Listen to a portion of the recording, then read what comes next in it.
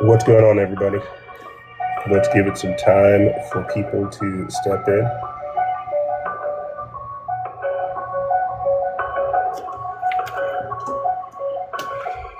Let's give it a minute. Let people get up in here, and then we will get started. San bueno. San bueno. That's Spanish for good. Yeah, we are.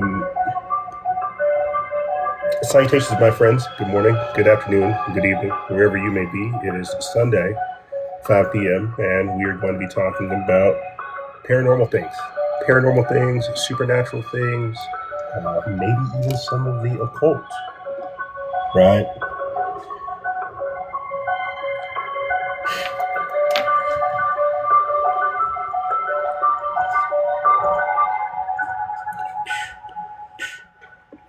Yep. We're going to be talking about a couple things. I'm trying to do something different over here where we actually engage with our TikTok audience, to where we get feedback from them. They see what we've done. They share their stories, and I share some of my stories, and we just have like a cool conversation about everything weird, everything strange, everything anomalous.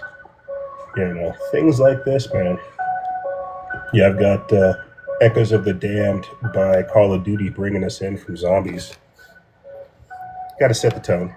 It's not creepy, but, you know, it's the right kind of energy.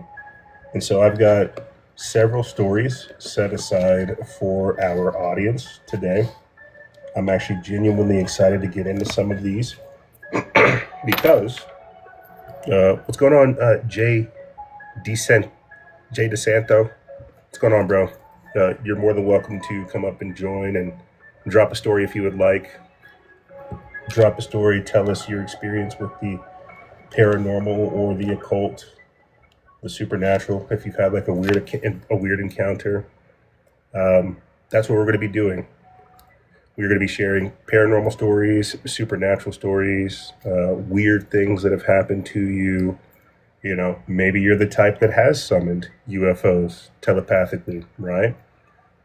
Maybe you know somebody that played with a Ouija board and may have had a weird encounter.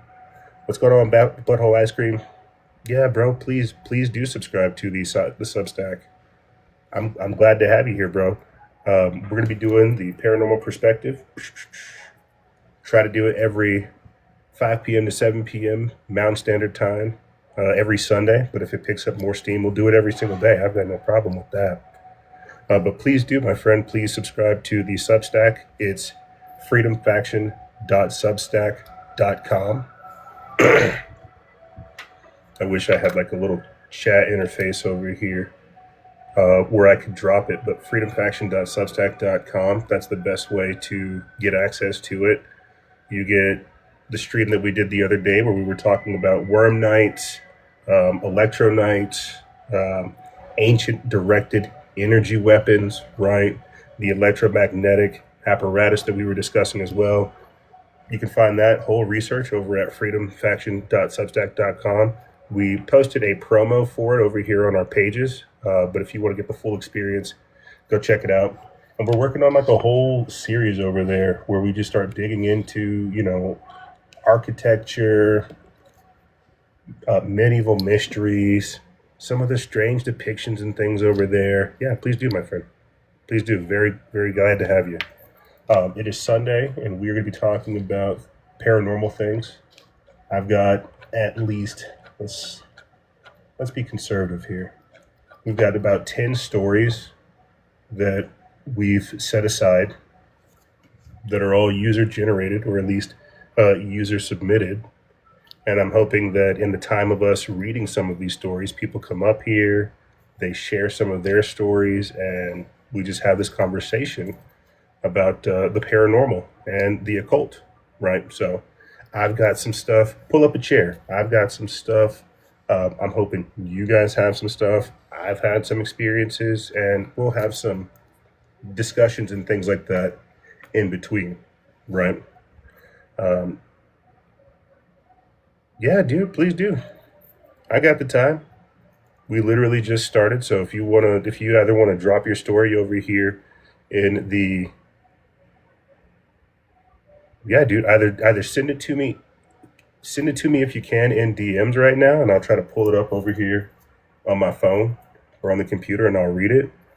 Or if you can, just like drop it into the chat, and I'll read as much of it as I can. But yeah, no, I would love to hear what you've seen. Um, and just to kind of awesome. Please do send it. Yeah, just to tell you, I haven't had.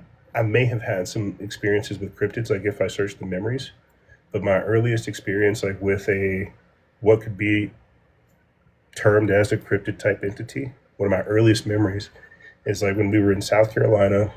We had to have at least been like 5, 6, or 7, and we were driving around the dirt roads of Florence, South Carolina.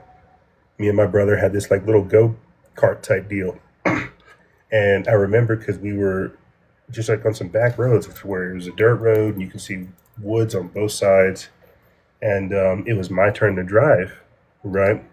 And I'm young. I'm like the middle child of 3 boys, and so my older brother was making it like a whole big deal whenever I was driving. I had to be at least, like I said, 5, 6, or 7, and I'm driving this like go kart down a dirt road, and I'm driving, I crash, and we crash into a ditch.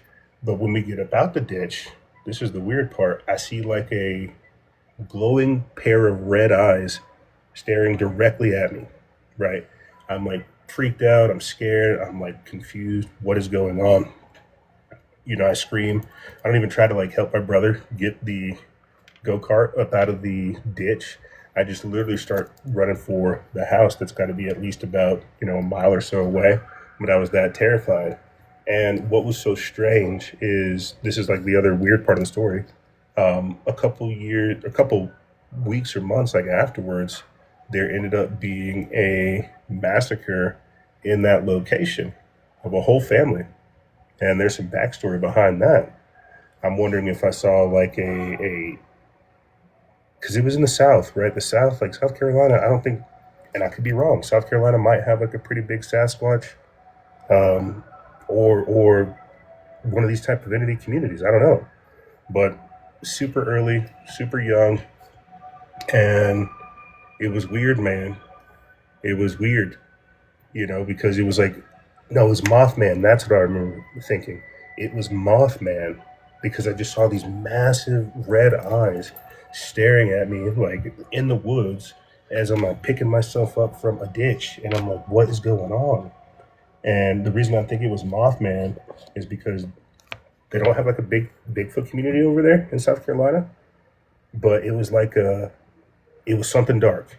Maybe you're right. Maybe you're right, Butthole Ice Cream. Maybe it was a malevolent spirit because something did happen dramatically to that family. I kid you not. Like, it became like a whole land custody battle between the family to where basically the uncle went into the house with a shotgun and just terminated the entire generation and left the son.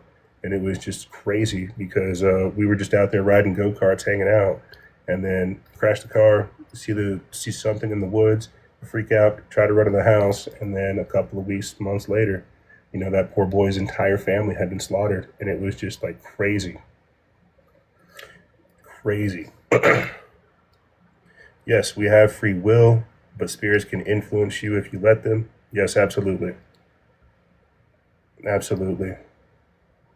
Yeah, I've had a couple of experiences myself, um, independently as well as like collectively with other people, right? And as the show is titled The Paranormal Perspective, I've had all kinds of encounters, whether they be psychedelic, supernatural, occult, esoteric, the divine, right? And these are all what I would consider just different classifications of the strange, the weird, or the phenomenon, so to speak. Butthole Ice Cream says that, Sam, I have some crazy experience, man. I used to be an atheist, but now not so much. Yeah, please, absolutely, my friend. Um, I think I've always had some type of curiosity when it comes to the paranormal, whether that's just like from seeing things. Like I'm a clairsentient. I'm not a clairvoyant. I'm not a clairvoyant. I'm not a clairaudient.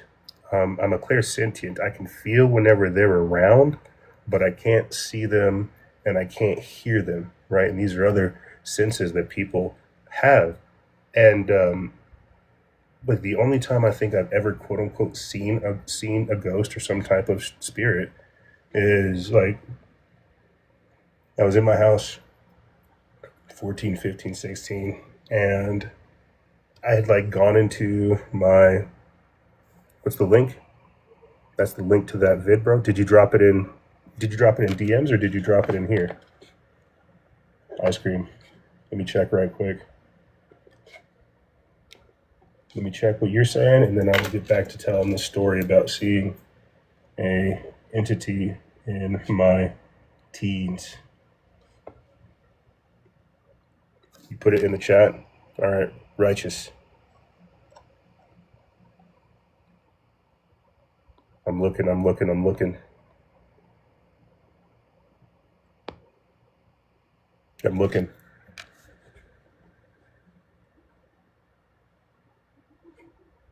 Okay. Okay. I'm not seeing it, but I also am a little slow and on the spectrum, so you're doing your job. I need to do mine. But yeah, just to get that out of the way, yeah, please do DM it. Oh, heck yeah. I'm glad you're here, bro. I really am glad you're here, my friend. Thank you for joining. But just to tell you the story, uh, 15, 16, 17, um, going into the bathroom and I'm splashing water on my face, and I don't see my face whenever I pull up. I see this just like, and I could probably draw it for you, ironically enough. I just see this white dude who's got blue skin, pale face, just like his head is bald, um, and he's just like staring at me.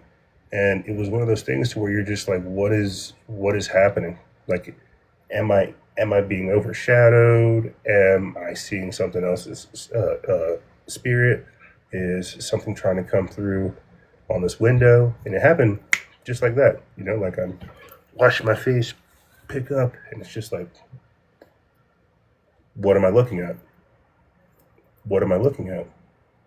And you're not blinking as fast, but you're disoriented, you're confused, and you're like not traumatized or scared or anything to that degree, but it's just it catches you off guard.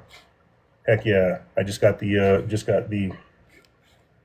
DM butthole ice cream. Man walking his dog, then comes across an alien skinwalker behind trees.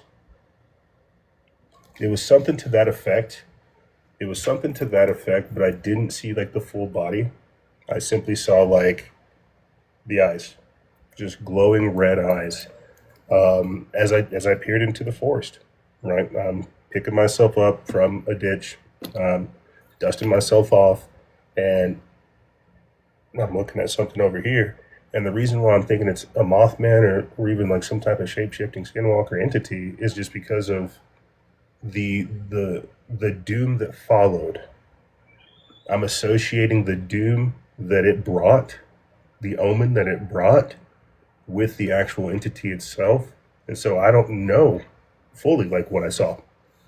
If I did see like if I did see this, or if I had seen a Mothman, or if I had seen like a Sasquatch, or like an even a reptilian type creature, because those type of entities are documented in that area as well. But heck yeah, bro! Thank you for sending this my way. I have never seen this clip. I have never seen this clip. It's crazy. And what it's making me think about is like this one time when we were in Las Cruces, and I don't know if I told the story over here. I'm over here in Las Cruces, hanging out with my buddy. We're drinking, we're having a good time, and me and a couple of buddies were like, "Hey, let's go for a drive."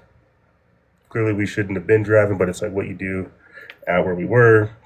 They said they had a great spot, so it's like, all right, cool, let's go drink, let's go have a good time over here.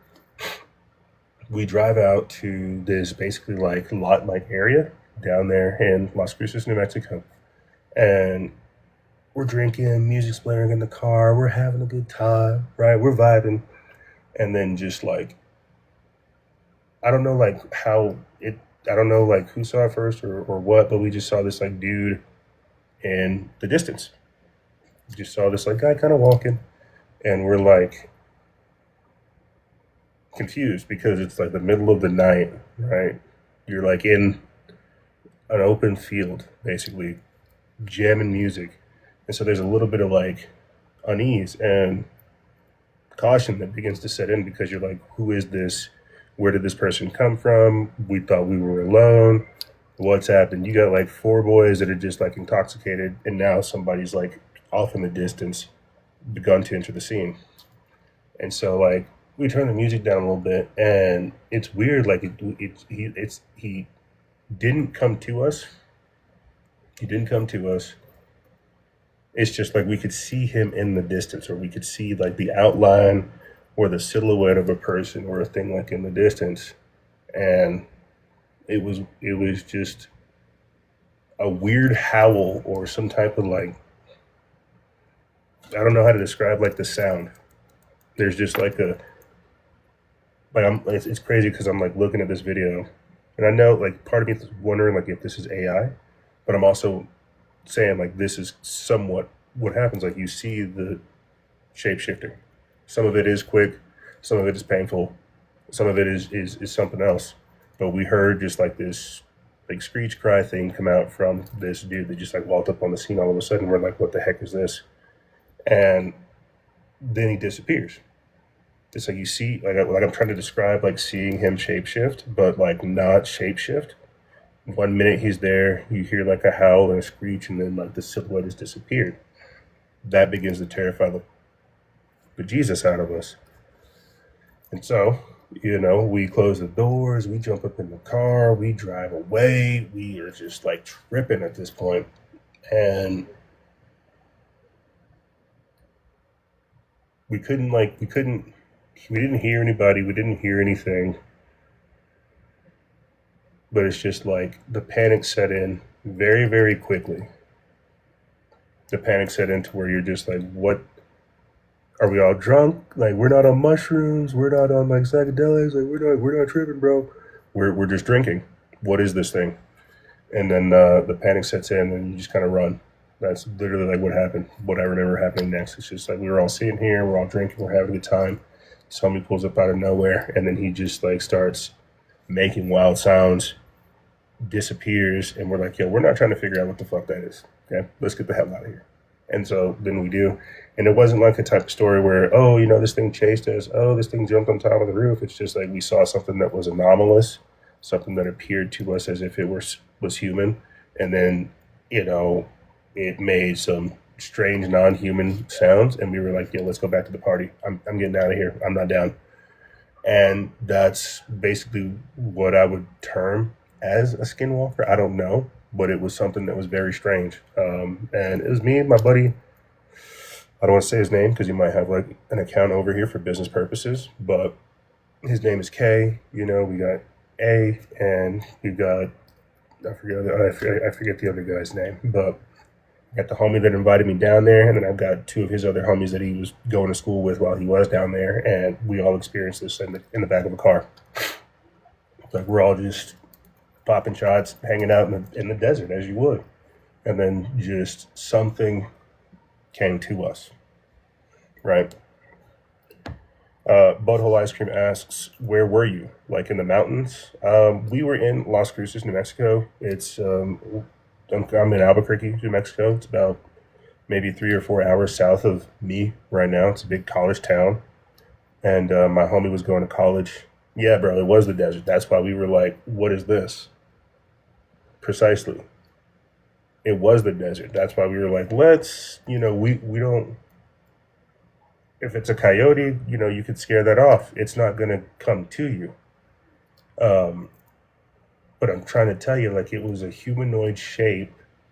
And I think like what I'm trying to describe is just like the mannerisms that it had in that time frame of just like our sight to the shape shifting or whatever the heck you would want to call that to where we're at now or where we were at before we left. It was just like so sudden, so crazy that it killed the buzz, killed the whole vibe, and made us get the heck out of there. And in hindsight, that definitely sounds very territorial if you think about it. In hindsight, that definitely sounds like a very territorial spirit because it didn't display fear. It wasn't like, oh, yeah, it was not good. It was not good. Yeah, New Mexico, we have we have a big Native American community out here, and so there is a lot of skinwalkers, a lot of we have Mexicans, we have Native Americans, we have Spanish, we have lots of different people who have deep spiritual roots, so to speak. And so you'll have people that practice brujeria, um, that are brujas, witches. You'll have people that are curanderas. You'll have people that are witch doctors or shamans or even spiritual practitioners of some kind.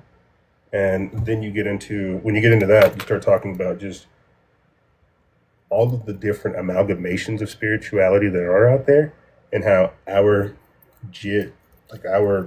generation is kind of mixing all of them together. That bit sounded maniacal. A death cult? Well, cartel? Well, I have had some. I've not had paranormal encounters with the cartel, but I've had encounters with the cartel, or at least associates with the cartel. Is it a death cult? There are known Satanists. There are known occultists. There are known. I mean, we're out here in New Mexico. Jeffrey Epstein's right up the street in Santa Fe. He's about 45 minutes that way. And so we've got a lot of people from Hollywood just migrating here. So there's a lot of that type of community and culture here. Hey, my boy associates with the cartel, with some people, with some folk. Love to hear it, Ice Cream. I hope you're getting yours, and be safe. But yeah, no, there is a lot of intersections of different types of spirituality whenever it comes to what's going on in New Mexico, right? Like one of the there's people that do crystal magic, there's people that do ancient magic, necromancy. It's like I was at the pool the other day, hot tub specifically, and it was me and my wife and this girl and her boy, and we were just chilling talking, and they're like, "Oh, we're gonna go see like some movies like right after this. This is what we're doing." And they were talking about Witches was the movie and some other movie as well. And I was like, "Oh man, I'm a huge movie buff. Let's get into it." Some of these movies are actually public rituals, and so we started talking about Wicker Man and Burning Man. That symbology.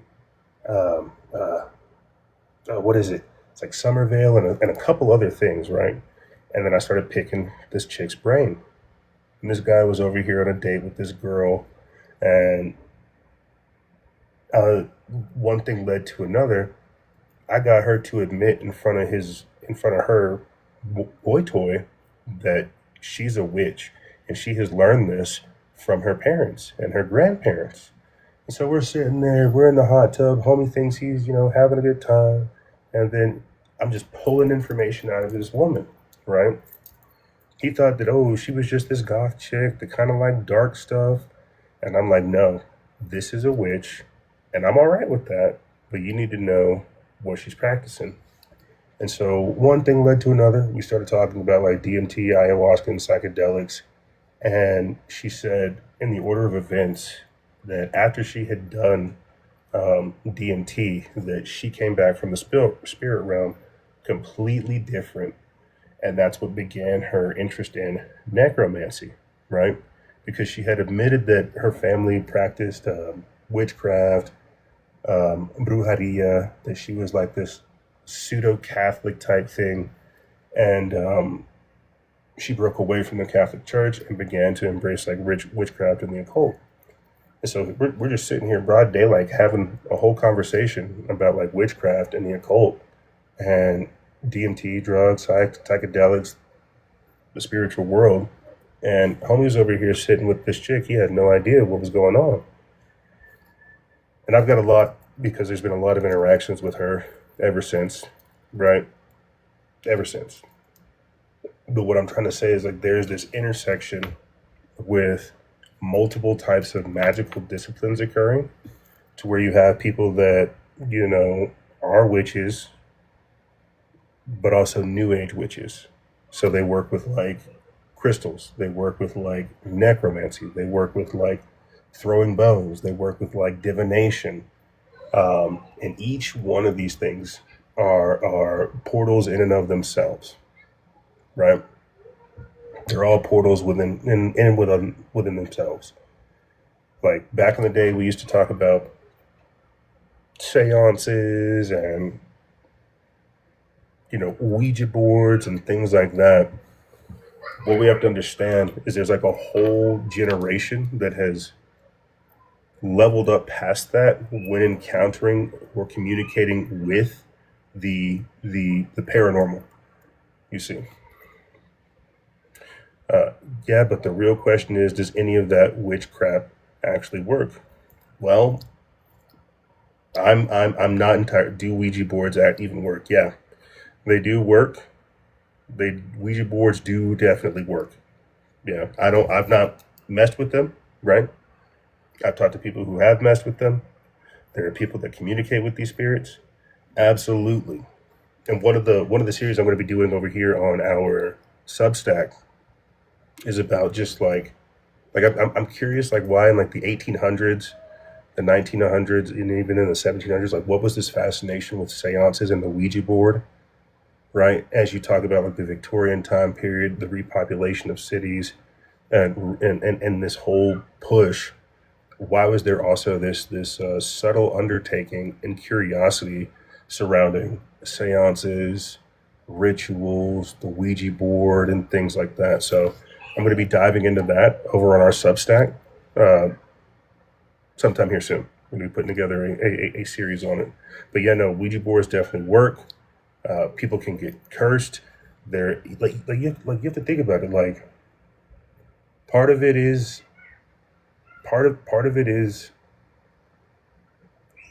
when we talk to ChatGPT and Grok and DeepSeek and all this, we have no idea where this information comes from. They tell us it comes from a data center and we trust it. Imagine being back in like the 1800s and you're messing with something that is interfacing with you, but at the same time giving you information. You have no idea where it comes from. It's not you. You simply provided a question and now you're receiving information. You're going to want more, right? And we don't ask who's on the other side. We just think it's Grok, ChatGPT, or DeepSeek. It could definitely be many other things. And so in a time frame where we're hyper technical, we're like, heck yeah, let me try it. What about in a time frame where they're low tech and more spiritual and they don't have all these distractions? And so there's a lot of crazy stories with Ouija boards, Dybbuk boxes, seances. And I think what we're also dealing with too, right? If you want to get into it in that way, we're also dealing with the fallout of people who opened some of those portals but didn't close them in that time period.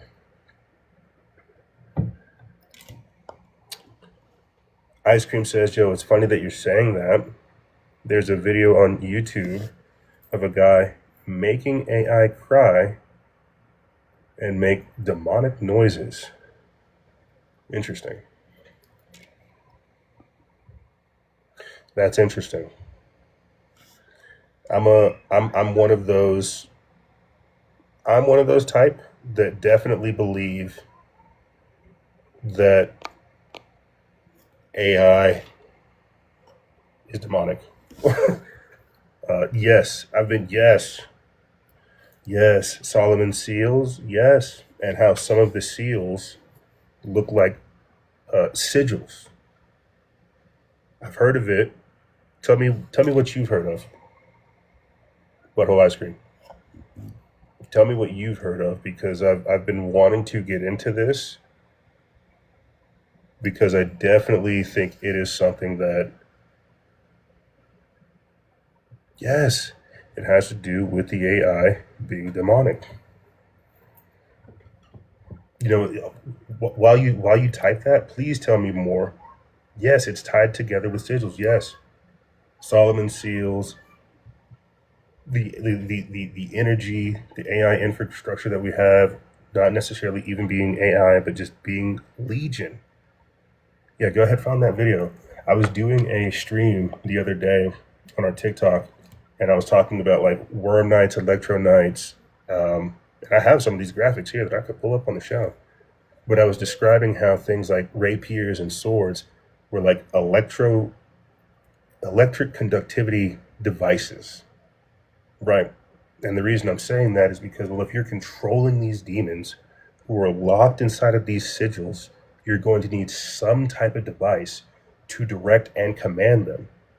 And it probably would be ceremonial or ritualistic whenever you are dipping into the ether, using these devices, commanding these spirits, and reciting certain things. I think you might be onto something, bro.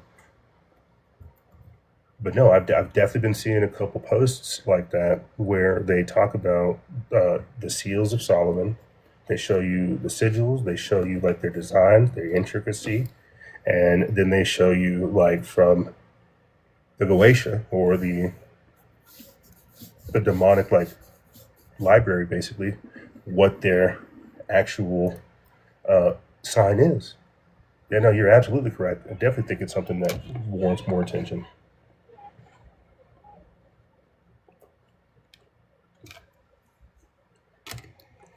And again, just as a quick little housekeeping, because if you can believe it, we are already about 30 minutes or so into the stream. We are just talking about the paranormal, having a conversation about everything that is strange, weird, anomalous, occult, esoteric. I've got some stories pulled aside over here that I can read to you guys. Things about lucid dreaming, children's encounters, silence before encounters, luminous objects. Right, we've got several stories that have been submitted to us, and other stories that we're reviving that we will be getting into in a little bit.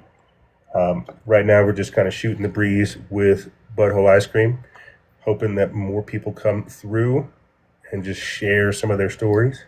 But this is just the format that we have right now. We're going to be here for the next hour and a half or so, just talking about everything we've discussed so far. We're going to try to switch things up every now and then. I was wondering if I can play like a video or something. That would be nice. But I don't think I can, so that's all right. But we'll keep it going. We will keep it going. Yeah, I have a deep fascination with everything that is strange, everything that is weird, because I think that they are not even side effects of some of the things that we have going on in the world, but I think they are features of this world that we have purposely drowned ourselves out from or disconnected from. This is one of the reasons why I talk so much about psychic things, people coming online, superpowers, right? Because these are features of humanity. These are features that we have built into us. They're not defects. They're not bugs that need to be fixed. They're features that need to be improved. You see? And like muscles, they need to be exercised.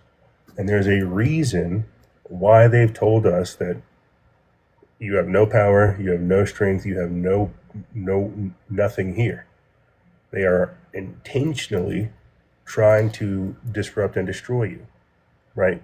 So there's a reason why you have these powers, because there is something trying to reach out and interface with us. Let me,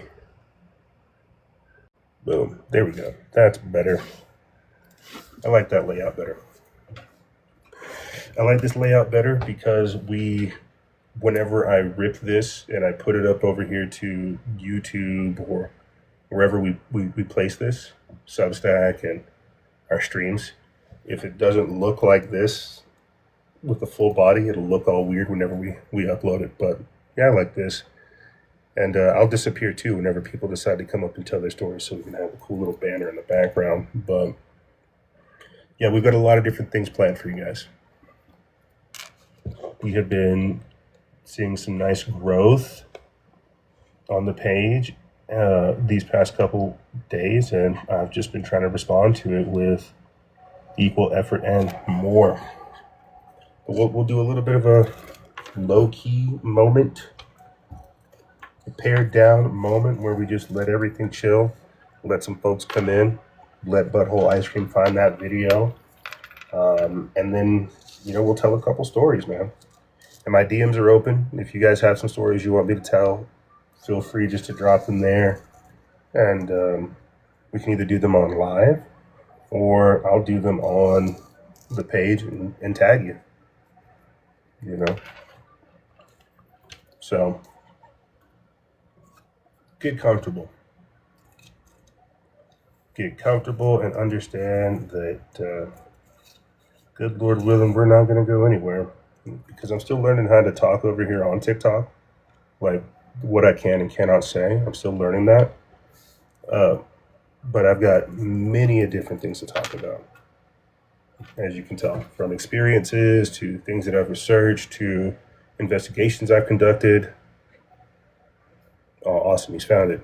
Most righteous. Yeah, bro, drop it in my DMs, please do. But many different things I've talked about, or many different things that I've experienced. And I know I'm not alone, too, right? There is I think as the veil is getting lifted, more and more people are having experiences. It's like I was watching this clip from this show called Grimm. It's great. But in it, the character can see the monsters masquerading as human. And whenever they switch, whenever they display themselves, it's called going vogue. Vogue. WOGE.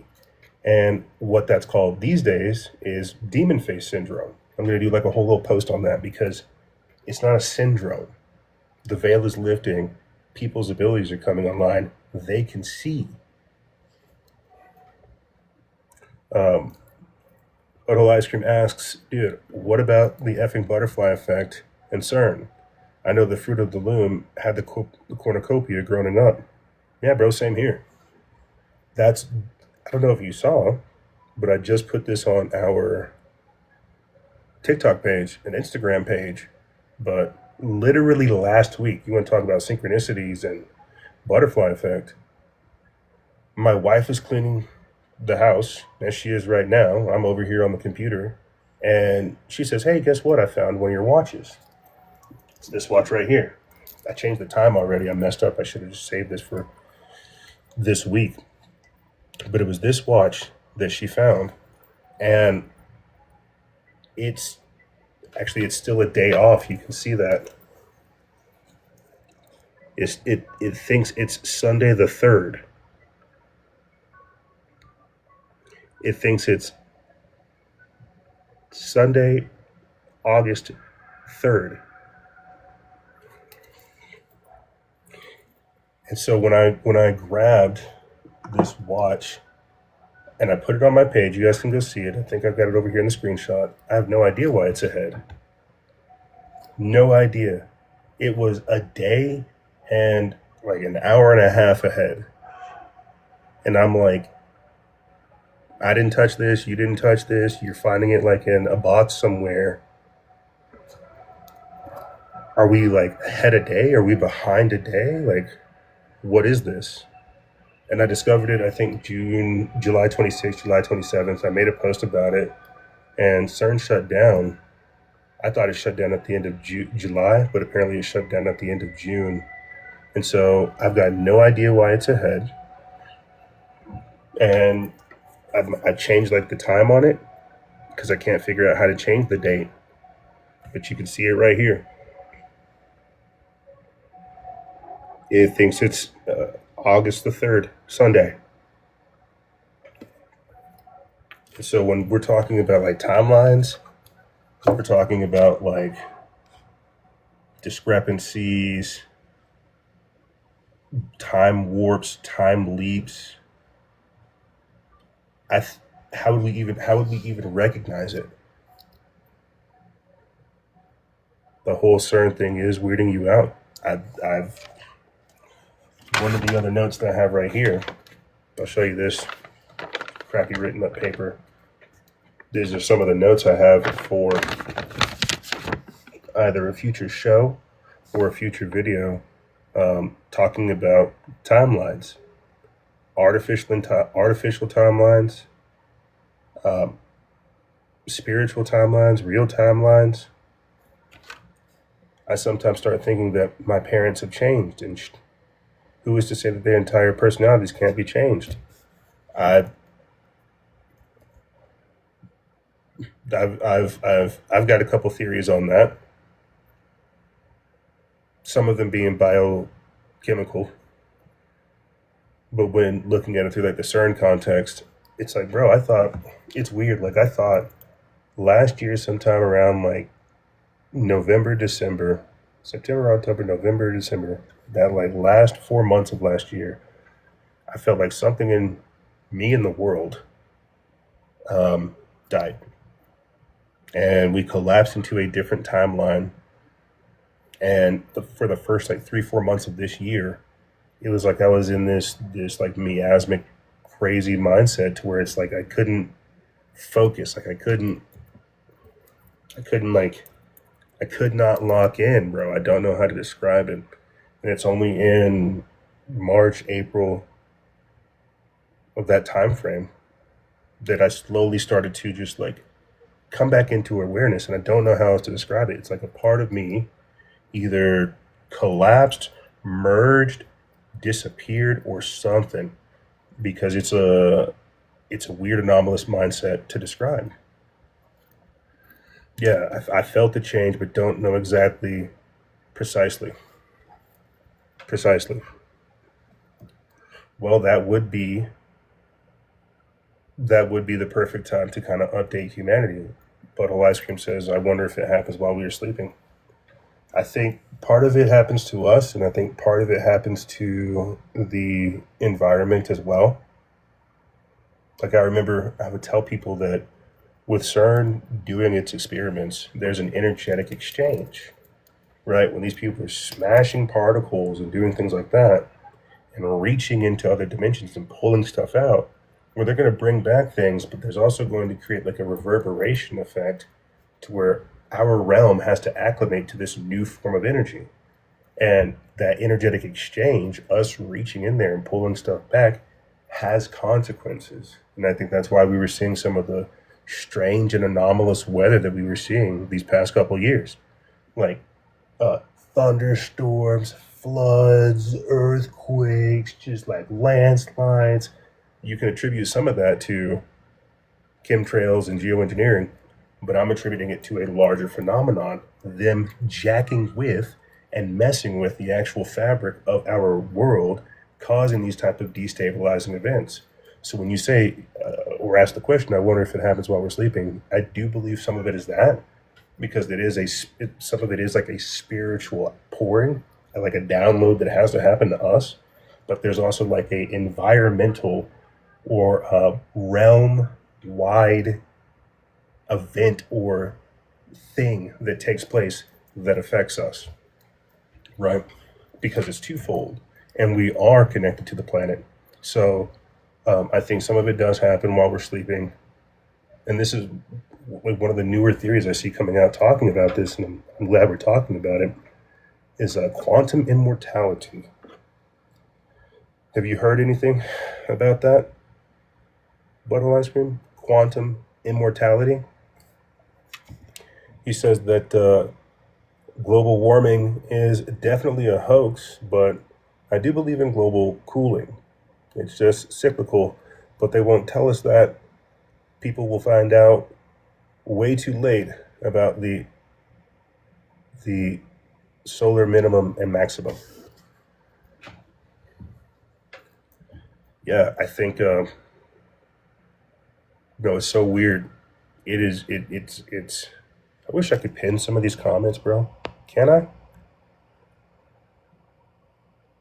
I can't pin that. Or anyway, that's Catherine Austin Fitts, who worked for the Housing Under Development Department underneath the Bush administration, talks about some of the work she's done with the Solari report, where they've been able to find out that there are over 170 different deep underground military bases that the U.S. government has siphoned off money to. And this is something we've been tracking on the show for almost like 2 or 3 years. I mean, we had an awareness of like what the deep underground military bases were and stuff like that. There's a point to this. I'm getting to it. And then you saw Ivanka Trump and Jared Kushner come out and talk about their resort that they're turning into an underground base as well. Donald Trump has his 6 stories high or 6 stories deep military base under the ballroom that he's trying to get through.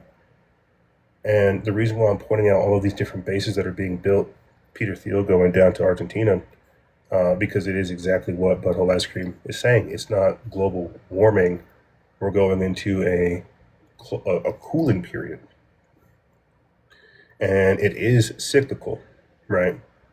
And that's what you see them preparing for. For like, this is what Catherine Austin Fitts calls the geophysical event. This is why Elon Musk wants to go to space, and you're seeing some people go underground. And Elon Musk, that's up there in space too, also has a boring company that can go even further down. And so what we're talking about are the elites withdrawing themselves from society, not because of societal collapse, but because of these cyclical catastrophes that we're about to go into, right? People are saying that it's going to start really popping off around like 2040 or so because of just things escalating, right? So I don't think it's global warming or climate change or any of that type of stuff.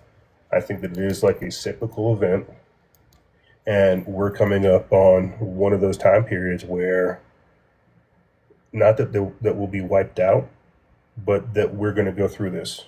We're going to go through this too. And I think some of their plans too include for the creation of domed enclosures, domed cities, right? Because some of these places will be uninhabitable. These zones will be uninhabitable, but they'll still have to try to take care of humanity. And so they'll have domed enclosures. This is what the smart cities will be doing. This set as like a foundation.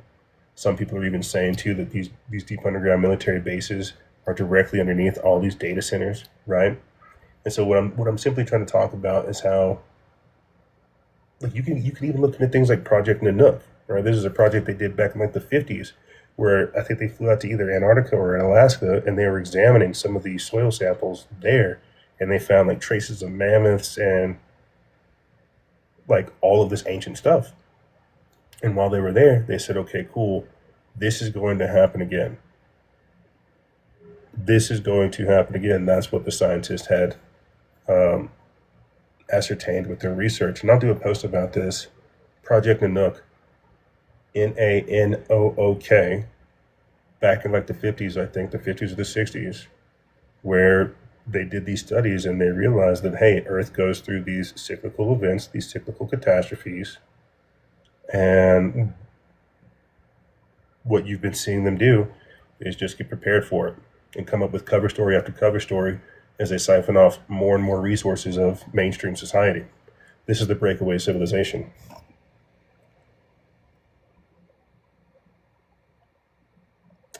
Sorry, let me get caught up on some of these comments. I went on a bit of a jag there. Al Gore has been talking. Yeah, bro, he's been talking about rising sea levels since the '90s. Yeah, Obama too, bro. Him too. He was another one that was like, "Oh my gosh, climate change." But I'm gonna buy like a multi-million-dollar mansion over here near the beach. It's like, bro, what? What are you talking about? Yeah, the whole global running. Yeah, it is. It is a money grift to siphon off these resources to build this breakaway civilization. Like I made a post about this, I think, in our story, but I'm quickly coming to a thought process that it is multiple warring factions against one another at this point. That you could say it's the 13 bloodlines, it's, families type thing, but we don't really know who's in control of the game right now. That is and is not good because they're all fighting for power and they don't know who's going to tell the narrative of the future. But whenever there's a declared winner, they're going to do something to wipe it all out and restart the game. And they don't have much time to assert dominance and power. And we're collateral as this whole thing gets built up. Yeah, it's for sure a money grift. It is for sure a money grift. And it basically started in 2025 and ends in 2097. They're sending all the good produce and meats to their dumb bases and cities. Absolutely. That's why we are being poisoned and being used as slaves to gather resources. Yes, absolutely. Absolutely. Very well put, butthole ice cream. Like it's like it's hard not to. It is hard not to assume that we're dealing with reptilian type entities, or even just like psychopathic, demonic entities that see humans as a resource to be squeezed and extracted from. Because I mean, would that not be what a reptilian or an alien species or just something that doesn't see humans as beautiful or strong or dynamic? You see us as a resource. Yeah, but you are absolutely correct.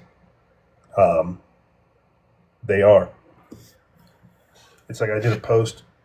Excuse me. I did a post on our on our socials because I saw this Kit Kat heist that happened earlier this year.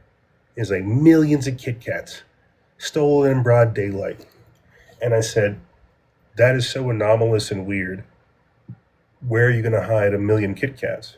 And right at the time frame, Donald Trump had just started talking about his ballroom and stuff like that, and it made me have like a moment where I was like, they took those Kit Kats to the deep underground military bases and they stole it in broad daylight to say, we don't care what you guys think. We're snatching resources live time. And that's why we're seeing some of the stuff that we're seeing politically, because it's all just cannon fodder, it's all just talk, while they secure more and more resources for the underground community that they're a part of. But that's just the easiest way for me to describe it at this point. I don't see anything else. They're telling you that they're going to go to space, right? That they're going to go to space, they're going to go to Mars, they're going to go to the moon. I don't believe any of that crap. I think they're going to dig themselves deep into the ground, as it says in the Bible, and they're going to turn these bases into coffins. Because the same way that we talk about these cyclical destructions, an earthquake, all it takes. God sees you. So these people trying to do everything they're doing, treating us like slaves, dehumanizing us, destroying us, depopulating us, sequestering resources just to disappear underground and thinking they're going to get away with it. They're not. We see them, and more importantly, God sees them. And so they have a divine cosmic judgment awaiting them. We just have to keep doing the work. That's how I see it. That's how I see it. They treat us like this, but trust me, the good Lord above will get them. It is definitely the reptile shit. Yeah, bro. I've seen so much evidence for that shit. Have you seen the video of the nightclub lights going out and the human eyes were glowing? Obviously, he wasn't human. I've not heard of the Kyle Odom story. See, this is why we have these conversations, butthole. I've not heard of the Kyle Odom story. I'm going to look into that. Maybe even make a post about it. You write that down. Kyle Odom. See, this is why we have these conversations. Please send me what you have on Kyle Odom, and then let's get into reptilians and things like that. Space doesn't exist. Werner von Braun's tombstone says the firmament showeth God's handiwork. You're not wrong. And see, then we get this crossover too, where we're talking about occult sciences, what I call Luciferian, satanic scientists, occult technicians, Luciferian engineers, and techno priests. Just this like whole range of people, like Werner von Braun, like Jack Parsons, like the Aleister Crowleys, people that kind of have this like dual discipline thing going on. Publicly, they're like a scientist, but privately, they're like an occultist. Werner von Braun is one of those type of individuals.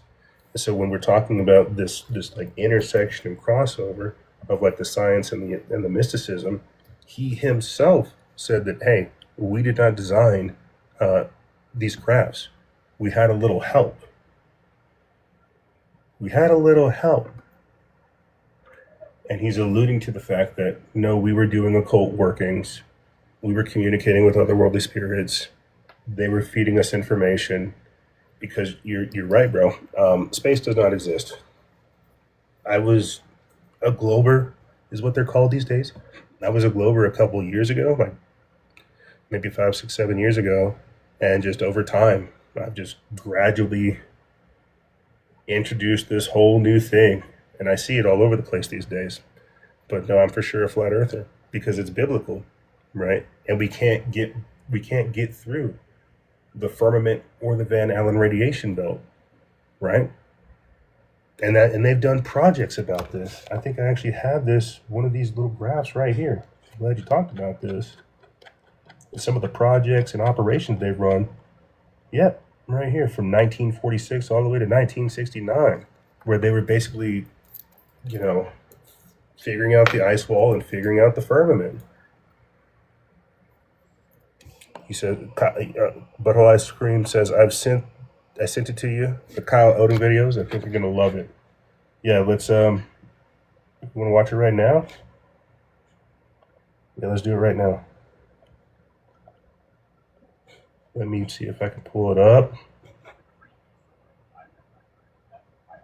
The bright young college student who one day snapped and shot 6 hollow point rounds into a pastor he believed was a reptilian. Now, what makes this story even stranger is the fact that the pastor came out of this relatively unharmed, returned to work 2 weeks later, and then was elected to a prominent government position, even though he was shot 5 times in the torso and once in the head with hollow point rounds. There we go. So let's start to unpack why Kyle thought it was necessary to pull off this heinous crime to begin with. The answer to this question lies in his manifesto, which can be found on the Internet Archive. But let's start with, who is Kyle Odom? Born and raised in North Idaho, he grew up in a loving family. He joined the Marine Corps after high school and developed an interest in science. He went to school for a degree in biochemistry. He won numerous scholarships and awards. He graduated magna cum laude, then joined the University of Idaho. So why would he do this? Why would he throw his life away when he had so much to live for? Well, according to him, his life was ruined. It was ruined by an intelligent species of amphibian humanoids from Mars. I wish I was joking. So here are the bullet points that Odom wants people to know about these amphibian humanoids. Basically, they were here long before we ever existed. Their technology is millions of years more advanced than ours, and he's seen them do things that defy all comprehension. They have a massive breeding stock of humans, which they breed and control from birth. They use these humans to live vicarious lives among us. They appear to be completely normal because they're good at imitating human behavior. Now, the actual Martians live deep underground here and inside of the moon. They take control of wild human beings and use them as sex slaves. Don't believe me, he says?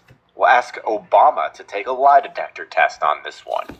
He says they tried to take me, but they were unable to control my mind, and they've been following me ever since. I tried everything to get my life back. I begged, bargained, and I threatened. I attempted suicide twice, but they stopped me both times. My last resort was to take actions that would bring this to the public's attention. So everything started for Kyle when he was at the University of Idaho in the spring of 2014. Okay. It was the final semester, and he was taking a heavy course load. The stress was mounting. So Kyle searched for a way to cope, and what he discovered was meditation. He made it his daily routine, and he got really good at it. Now this continued until he encountered another being through meditation. Essentially, he went into another realm, and this entity telepathically told him, "You shouldn't be here." Instantly, Kyle felt guilty for trespassing into this psychedelic realm. And this emotion he had a positive impact on this being, who then considered Kyle to be a good guy, and I guess they merged, and he felt unconditional love. Their minds became connected, and it was an extremely powerful and life-altering experience. Now, the rest of that semester suddenly became exceedingly easy for Kyle. He felt like he had tapped into some kind of power. He exerted no mental effort, aced all of his tests, and did amazing, even in classes that were extremely difficult before. So after he graduated college, he started to interview for graduate school, and he accepted an offer from Baylor College of Medicine to work on a PhD in human genetics. This Kyle was very excited about. Yes. However, everything changed once he started the program. The moment he arrived, he could see flaws in every professor's research. His mind was so expanded that he could instantly understand the implications of entire research projects, and he was able to see the weaknesses in them. Kyle would voice his concerns to his advisors, but they casually would brush him aside. He tried to stay motivated, but he couldn't stop seeing the flaws in the foundations of genetics. So eventually he decided to leave the program. And the day after he decided to leave, his life became a living hell. He couldn't sleep, his mind felt zapped. After a few days of this, 2 graduate students from his class began to reach out to him, and Kyle thought this was strange because they never actually really talked in class. Then when Kyle went to actually hang out with them, they started acting very strange. Unprovoked, they would point their fingers at him in the shape of a gun and go pew pew like they were shooting at him. They kept doing this, and Kyle wondered what their problem was. Later, Kyle writes in his manifesto, he discovered that they actually were not human, and they were tasked with making him the next school shooter. Anyway, Kyle continues, things slowly began to improve after he stopped talking with them, but still was mentally exhausted. However, in spring of 2015, Kyle's luck seemed to turn around, and he was invited to go to an interview with a prominent food company. Unfortunately, however, the interview didn't go very well, and he had to take a plane to get there. So, anyway, on his plane ride back, things took a strange turn. An older gentleman sitting in front of him kept glancing back at him until he got his attention. And as he kept looking back, Kyle's head began to hurt and tingle. Right when this happened, the old gentleman's lips began to curl up into an evil-looking smile. Pain in Kyle's head continued and got more intense as time went on. Every time Kyle felt it, the man would start taking notes in a notepad. Sketchy. About halfway through the flight, someone else in front of him held up a newspaper that said psychic reading for 5 minutes straight. It was blatantly obvious they were doing something to him, but he didn't know what. Once they landed, the older gentleman kept showing Kyle his track phone as if to say, "Get one of these." Now, Kyle had applied to several government agencies before this happened, so he thought this might be their way of contacting me. Out of curiosity, he decided to go buy a track phone. He would check it every day to see if anyone messaged or called. About a month later, he received a text message from a man named John. He invited him to come to church at the altar. It seemed to be like a strange place to be recruiting for government jobs, but Kyle went anyway. However, after he got there and went inside, something felt very wrong. He felt as if his life was in danger, and became so uncomfortable he had to leave. A couple days later, Kyle started to receive other text messages from someone named Tim at the church. At first, they were innocuous Bible messages, but then he started threatening him. He sent messages talking about their power and up. I just want to pause real quick and make some commentary. Like, we'll for sure continue. Definitely continue. I've not heard this story. I'm just like, I'm wondering, like, this whole merger with these entities, that is very, very interesting to me. Very, very interesting to me, because we know that these people, or these things, can possess people. And as the narrator talked about just right there, you're seeing like obvious accelerated intelligence, augmented intelligence. Is he overshadowed? Is he possessed? Like, what's going on here? No, I feel like I can feel it getting good. I'm just like, what's happening? Other things. He then sent a final text message which simply said angels. Kyle thought nothing of it until helicopters started flying around his house all day and night. At this point, he knew he was in trouble. He knew he needed to contact them, so he made an appointment to meet John Pella for coffee. After And just that right there, like, is he being triangulated? Are feds? Are there reptilians of the government that are manufacturing this type of experience to push him in a certain direction? making the appointment to see John, something very bizarre happened. Kyle started to receive spontaneous, I'm going to say it, erections. It felt like someone was manually forcing him to have these at inappropriate times. And whenever this happened, a song would start playing in his head. And it would repeat the same words over and over again, saying he's just a plaything, we want to make him stay up all night. And according to him, they weren't kidding because he was not able to sleep at all each and every night. Each time he would drift off, he was woken up violently by the song. So one morning after all of this, Kyle gets out of bed and he's relieved because all of a sudden the song stopped playing. He thought the torture was over. Well, until a voice entered his mind and said, "You're going to be uncomfortable. All you have to do is breathe." While he sat there wondering what this meant, the voice spoke again saying, "You will be sacrificed like Jesus and get beheaded." Oh my God. Well, this threw Kyle into a complete panic, and he began to have a mental breakdown. A few minutes later, some man knocked on the door, and when Kyle answered, he gave him a pamphlet talking about the sacrifice of Jesus. This sent him into a complete delirium. Kyle figured he was never going to see his family again. He was going to die. And all he could think about was seeing them again. Now, they lived in Albuquerque at the time, so he decided to buy a one-way ticket there. When Kyle reached the Spokane airport, his panic began to subside.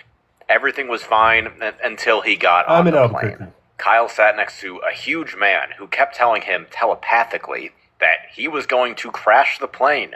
And every time after he spoke, he would sniff emphatically. Kyle didn't know what to do, so he just sat there as calm as possible. Now this angered the man, and he started touching Kyle's leg. And the second he did, Kyle could feel the man inside of his mind. This caused him to panic until he was on the verge of causing a scene. But before he did anything, the man told him to calm down. He said, "You did a great job. You passed. Go enjoy your family. We have a job waiting for you when you get back." Kyle thanked him and felt slightly relieved, but he had no intention of contacting him at all. His only thought was to get as far away from him as possible. Now, after getting off the plane, Kyle headed to baggage claim, and a huge group of them surrounded him there. Kyle began watching them cautiously, and they all began to sniff at him. Kyle writes, "The sniff is something they do all the time. I think it has something to do with dominance." When Kyle finally got his bag, he left the airport as fast as he could. His parents were right outside waiting to pick him up. He was so happy to see them again. He gave them big hugs and told... So all right, so he's in Albuquerque right now. Like, as he's been picked up, he's in Albuquerque. Let me just read some of this affidavit right now, because like I'm in Albuquerque. That's crazy. I've never heard of this story. I'm loving it. This is after getting off the plane. I headed to baggage claim. A huge group of them surrounded me there. I watched them continue cautiously. They all began sniffing me. Sniffing has something to do with dominance. When I finally got my bag, I left the airport as fast as I could. My parents were right outside waiting for me to pick it up. I was so happy to see them again. I gave them big hugs and told them how much I loved them. This was my last happy moment in Albuquerque, however. Bro, I'm not even gonna lie. I want to know where in Albuquerque he is. Like, this is fascinating. I've never heard this story. Yeah, for sure. I'm definitely going to. This is well, it is the Paranormal Perspective. This is a paranormal story. This is the type of stuff that I would like to. He's in prison. Maybe I'll go visit him in prison, bro. I know that sounds crazy, but like I'll say, "Hey, brother, like, I'm just now discovering your story. This is absolutely crazy. Are there reptilians in Albuquerque?"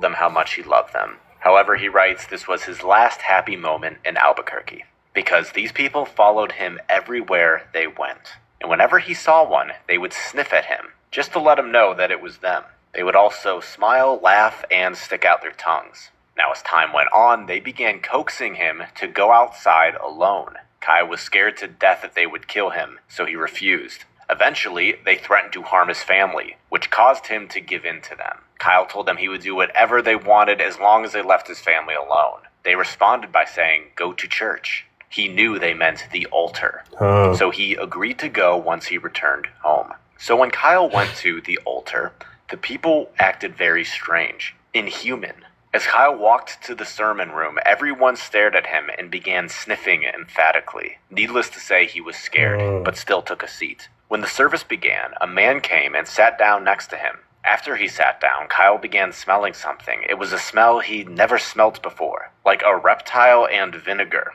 After Kyle smelled this, he became very uncomfortable. He tried to remain calm and just sat there quietly until the service was over. When the service ended, they said, "You can leave now." After that whole experience, Kyle knew he wasn't dealing with government anymore. He realized that whoever he was dealing with was extraterrestrial. After this experience was over, Kyle received no further instructions from them, so he began applying for jobs again. Even though he had done exactly what he was told by them, they still followed him everywhere. As time went on, they started harassing him day and night. Just as that thought real quick, just as like some commentary on what is reptile and vinegar smell? Like, what is that about? Just as like a quick commentary, he made a comment there thinking that they are extraterrestrial. I think that is part of the deception that we've been told. I thoroughly believe that these are crypto-terrestrials, if anything, right? These are inner Earth inhabitants, and it's so important that we're over here in Albuquerque now talking about seeing these reptilian type entities, because the native where's the camera? I'm gonna do a thing. Sorry. It's so important that we're talking about this right now because we have the Navajo out here. The Hopi Native Americans have a mythology where they talk about the Ent people rescuing them from cataclysms. It's the Hopi Native American prophecy of the Ent people, where they talk about prior to cataclysm, a fire, or anything crazy like that. The Ent people came from underground, grabbed them, took them back underground while the cataclysm took place, and then brought them back up to the surface world and taught them civilization. This is in the Native American Hopi lore. So to hear that, and it's like Southwest, Four Corners type stuff, you guys get where I'm going with this. There are pockets underground to where these things can navigate, communicate, and do all of this. So I'm on board, man. I'm on board. Let's continue forward.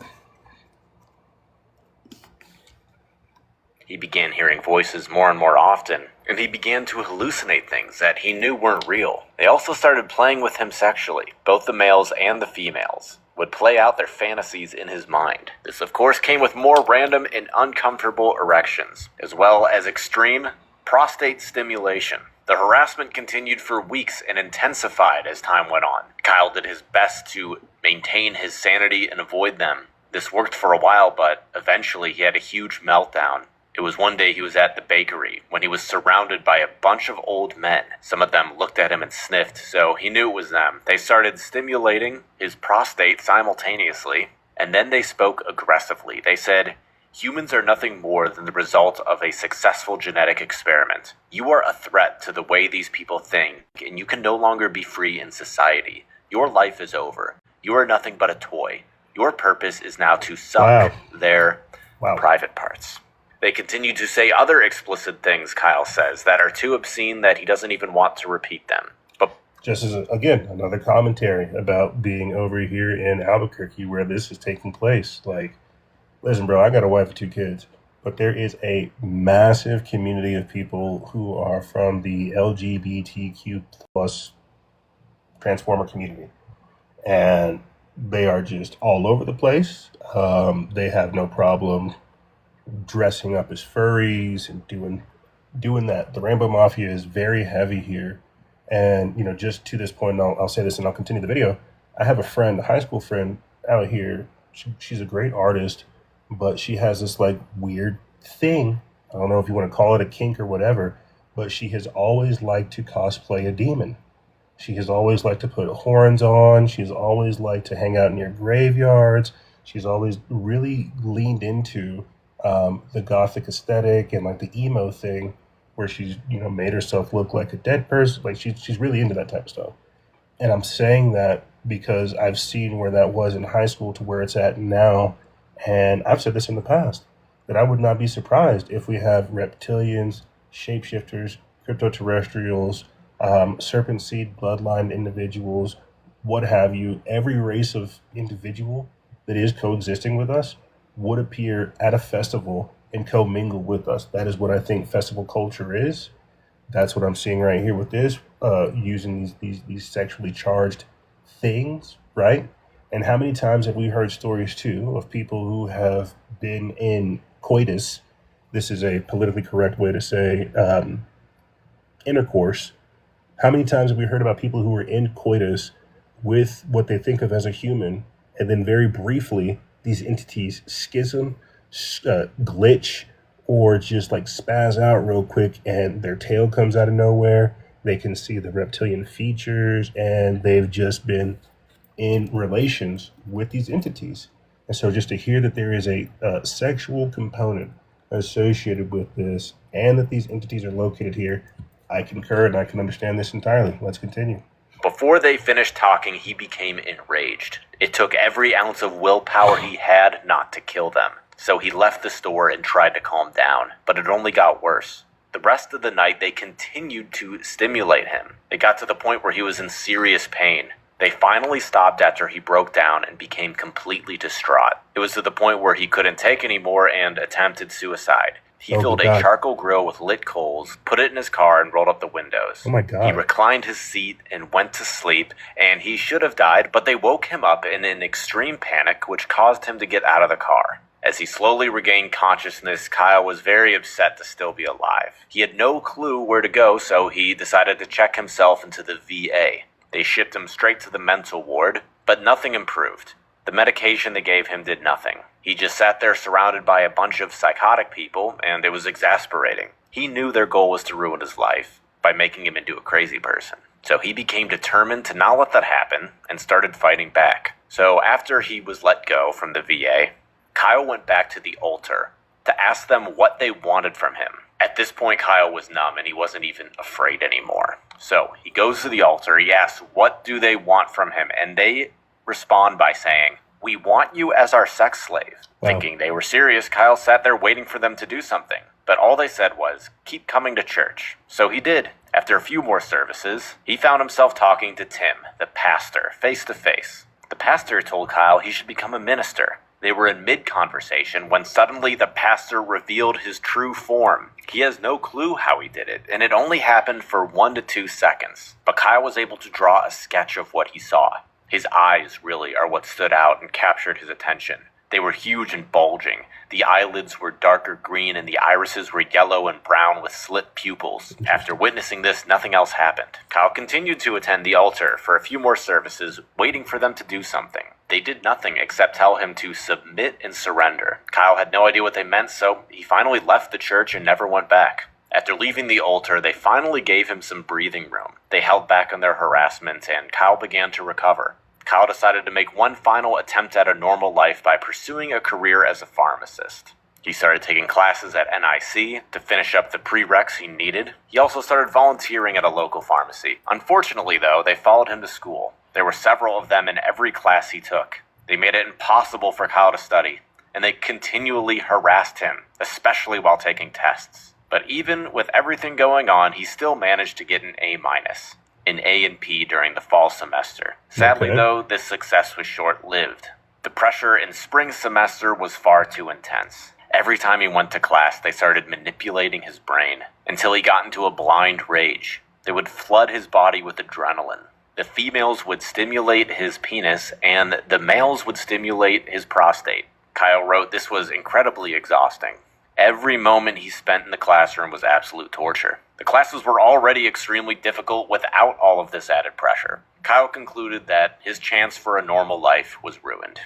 That he was too smart for his own good, so these entities decided to remove him from society. They were worried that he might change the way other people think, which could lead to problems. Problems in the form of scientific revolutions. If we get much smarter as a species, we are going to become a threat to their existence. Kyle writes that if you were to talk to him in person, you could see that he's not crazy at all. The Martians are just so good at hiding in plain sight that no one would know they exist unless they reveal themselves. They are able to fool... All right, pause right there. Again, I don't think that they're Martians. This is a part of their deception, right? It's a part of their deceptions. It's a part of their trickery. It's a part of them getting you to look up instead of down. I think that's very, very interesting. We're going to continue this because I'm reading ahead right here. It's talking about like wild humans and people that are controlled from birth by the quote Martians.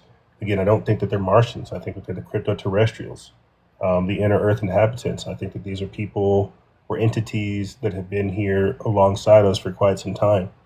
And it's wild too because just the other week, Just the other week, they came out and said that we have been in contact with 4 types of entities: the reptilians, the mantis, the Nordics, and the Greys. And so there is a deep history of not necessarily commingling or commiserating with the reptilians, but that these entities are here. And I have to underscore that they're not Martians. They don't come from Mars. This is the same way that they can come up with star charts. They can tell you all this different type of stuff, but I don't think that they are those inhabitants. Butthole Ice Cream says, have you heard of Nos Confunden? Have you seen these maps? There's a possibility that Mars is an outer land, in quote, outer space beyond the ice walls. I think the aliens said they are from Mars. I have seen I'm glad that you're bringing up the map phenomenon. That is not something I've looked into it. I've researched it. I've heard about it, but I haven't posted about it. And I haven't written articles on Substack about it, but I definitely think that that's going to be something we look into whenever we start doing more dives into the old world, old architecture, and just everything that history, basically, right? Because I think you're right. I think some of these maps are crazy, but again, we don't know the true shape of the planet. I've seen some of the maps too that are like reflections of the moon as well, right? To where it's like to where the moon is just like a reflection of the Earth, and you can see all this different kind of stuff. So I've seen some of the maps, but I have not done a solid theory defining statement yet. Jump. Chris says that it's flat. Yes, absolutely, my friend. Thank you for joining. If you have any. We're talking about paranormal stories right now. We've got Kyle Odom's story on about being stalked by reptilians, and I just paused it very briefly to interject. But we're sharing paranormal stories, supernatural encounters, experiences with the divine, and things like this. And Butthole Ice Cream shared this gem of a story that I had not heard about regarding Kyle Odom, reptilians, and things like that. Yeah, bro, here, I'll send you the invite. You're more than welcome to join. Let me play a little bit more of this, and then we'll have you on. Well, so well that what he's saying sounds impossible. However, they are 100% real. Realize their technology is millions of years more advanced than ours. And think about that. Think about the advancement we've made in the last 100 years. Once you've done that, try to imagine what millions of years of technology would look like. Kyle then writes the president is well aware of them, which is why he wrote him a personal letter, and he hopes he does something about it. And that what Kyle did was his last resort to take action to bring this to the public's attention. And just to make things very clear, Tim and John in this story were not wild human beings. Wild humans are normal people like you and I, and Tim and John had minds who were controlled from birth by the Martians. He wants people to know that the pastor he believed he killed is not who we think. He says it's hard to imagine, I know, nonetheless it's all true. Why would I give up a career as a pharmacist to do this? He says that he's actually left out many details from the story, but he wanted to write down the most critical events in order to make it coherent. And he says if you want to know more, like how I discovered there are multiple species of them, feel free to write to me. And he actually is still serving out his prison sentence, somewhere in Idaho, I believe. In his manifesto, he also has a Q&A. One of the questions is, how do you know about their technology? He says, I've seen them use it, and they have talked to me about it. This was how I learned about their breeding stock of remote control humans. Physically, their humans are no different than us. They just lack a mind of their own. Why would they tell you so much? They value me because I'm smart. That's crazy. That's crazy. He basically described the NPCs that we are now seeing these days, to where it's like these people are, the lights are on, but nobody's home. They were also very confident they could take control of my mind. Turns out they couldn't.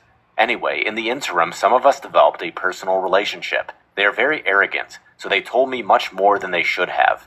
This allowed me to understand some of the things they can do. What else have you seen? I've seen them make things appear out of nowhere. One time I was sitting on a couch and a dollar bill appeared on my lap. Another time while driving, they made a paper bag appear in my passenger seat. They used random, unsuspecting items so no one would think anything of it. I was alone both times this happened. I'm pretty sure they can pop in and out of this dimension based on other things I've seen. I'm also pretty sure they can overlap our reality with an alternate dimension. I say this because I have gone into stores where I know the employees, and suddenly there are all new employees who I've never seen before. Kyle has another section in the manifesto labeled Martian Brain and Behavior. He says, I've observed their behavior for almost a year now. Consequently, I've been able to make several deductions about them. The first deduction is based on their primary characteristics, which include they are hypersexual, hyper-aggressive, and they are fearful and paranoid. In the human brain, the amygdala is responsible for all these characteristics. Therefore, Martians must have an analogous structure, and it must be greatly enlarged. The males are extremely aggressive. In their society, there's only one thing, and that is power. Whoever is the smartest, biggest, and strongest wins. He also goes on to talk about the origins of humanity, some stuff about the Martian tech. Let me just jump back up over here. This is very interesting. I like that we're getting... I'm going to have to go look into his manifesto and definitely like put some of this out over on our Substack. Let's go, Chris. He says, I've had a thing happen to me the last 3 days, been with them. Almost like a DMT trip, but no drugs. I engage with them and they engage back. I saw them all. Are you talking about reptilians or are you talking about, jokers, grays, mantids? Okay. And we've got about, I definitely want to hear. It says we have about like maybe 3 more minutes. Chris, can you hang on with us for about 3 minutes so we can finish this? And then I'll switch over here to the camera and we can talk about your experience. Because I've not had encounters with reptilians. Well, I went to school in Los Alamos. We know there's the Dulce Deep Underground military bases, and we had learned that there was like tunnels in the high school that had connected to the old high school, and that those tunnels had connected to other parts of the city. And so one night, me and a couple of my buddies, the buddy that, like, ironically enough, the buddy that I like went to Las Cruces with years later, like we had broke into the old school pool, and we had to go through some tunnels to get down there, and it was creepy. There was something else down there. I don't know if it was like, it could have been other teenagers, could have been, a coyote, it could have been a snake, could have been something. I don't know. We didn't see anything, but like we got down there, we're walking around, you can hear just like the echolocation of everything, water dripping and whatnot, and you can hear like sloshing, like something was in there with us. We were in there with something else. So I would be very, very curious to hear about your experiences. Chris, Jump Chris, please tell me. I've not had encounters with mantids. I've not had encounters with grays or Nordics, but I've had encounters with other type of entities. Like one of my, again, jumping back over here to high school, one of my like high school buddies, I remember, because this is like right whenever Close Encounters of the Fourth Kind came out, I became like increasingly curious with the paranormal. But he had told me this story about how he had woken up in the middle of the night, super random, and he saw a deer in his closet. And I looked at him, and he knew what he said, and he knew that he sounded crazy and that like wasn't normal. But he said, "Yeah, man, it was the weirdest thing. It was just like staring at me through my closet, and I don't know what it was, I know I wasn't dreaming, but it was just right there. My closet's not big enough to hold a deer, and I was just so confused because I was lucid, I was conscious. What I had later learned is that that was a screen memory, that something had projected the image of a deer on itself in his mind to get him to think that it was a deer. I had later learned out that he had multiple other, basically, abduction encounters. And so I've not encountered a gray. I've come into contact with people who have. I've not encountered a mantis. I've not encountered a reptilian. I've seen shapeshifters or Nordics, right? So I would be infinitely curious about your experience. Um, Let me just stop talking. I'll play this video, and then we'll get you up here, Chris, and then we'll go from there, brother. This wins. He also goes on to talk about the origins of humanity, some stuff about the Martian technology, and our biological species and electricity, which reads, everything in our bodies runs on electrical impulses. Our brains operate over a wide range of electrical frequencies shown here. Everything we experience in life is simply the result of electrical activity. To be more precise, everything we experience is the sequence of a series of action potentials occurring in the central nervous system. If our perception occurs due to electrical impulses, it follows that it can be manipulated with the right technology. This is why Martians are able to directly alter our perception. They have the technology. They can trick our brain into visual and auditory hallucinations, smelling, tasting, heart rate fluctuations, erections, and every other CNS event. This provides a full explanation of how they manipulated my penis as described in my story. Read about the science behind an erection here if you're not convinced yet. So as you can see, Tesla was right. Energy, frequency, and vibration allow us to control the world around us. The Martians have known this for eons, and they use it against us. As I said before, they own a massive stock of humans, which they breed and control from birth. Crazy. Since they have the technology to control a central nervous system, they can operate their humans like remote-controlled toys. Unfortunately for us wild humans, they can control us too. Wild In his humans. manifesto, he actually has an illustration of these amphibious beings he saw. So yeah, in conclusion, I would say that Kyle is a schizophrenic, and this is an excellent case study. However, I'm not going to dismiss him completely because on a spiritual level, I do believe that there are dark entities here. Kyle seems like a very sensitive person with a high IQ, high levels of imagination, and things just got a little too real. I mean, it is suspicious that the pastor lived after he shot him 6 times. I mean, Kyle actually was trained in the Marine Corps. He knew how to use a gun. All of his shots hit. And for those of you who know guns, you know hollow point rounds expand once you shoot them. That's crazy. And they're made to kill. No human is able to survive that many shots. 1 of them hit him in the head. 5 of them hit him in the torso. That is not human, if this report is accurate. That and is it crazy. seems to be so. This pastor was then suddenly elected to a somewhat prominent position in Idaho state government.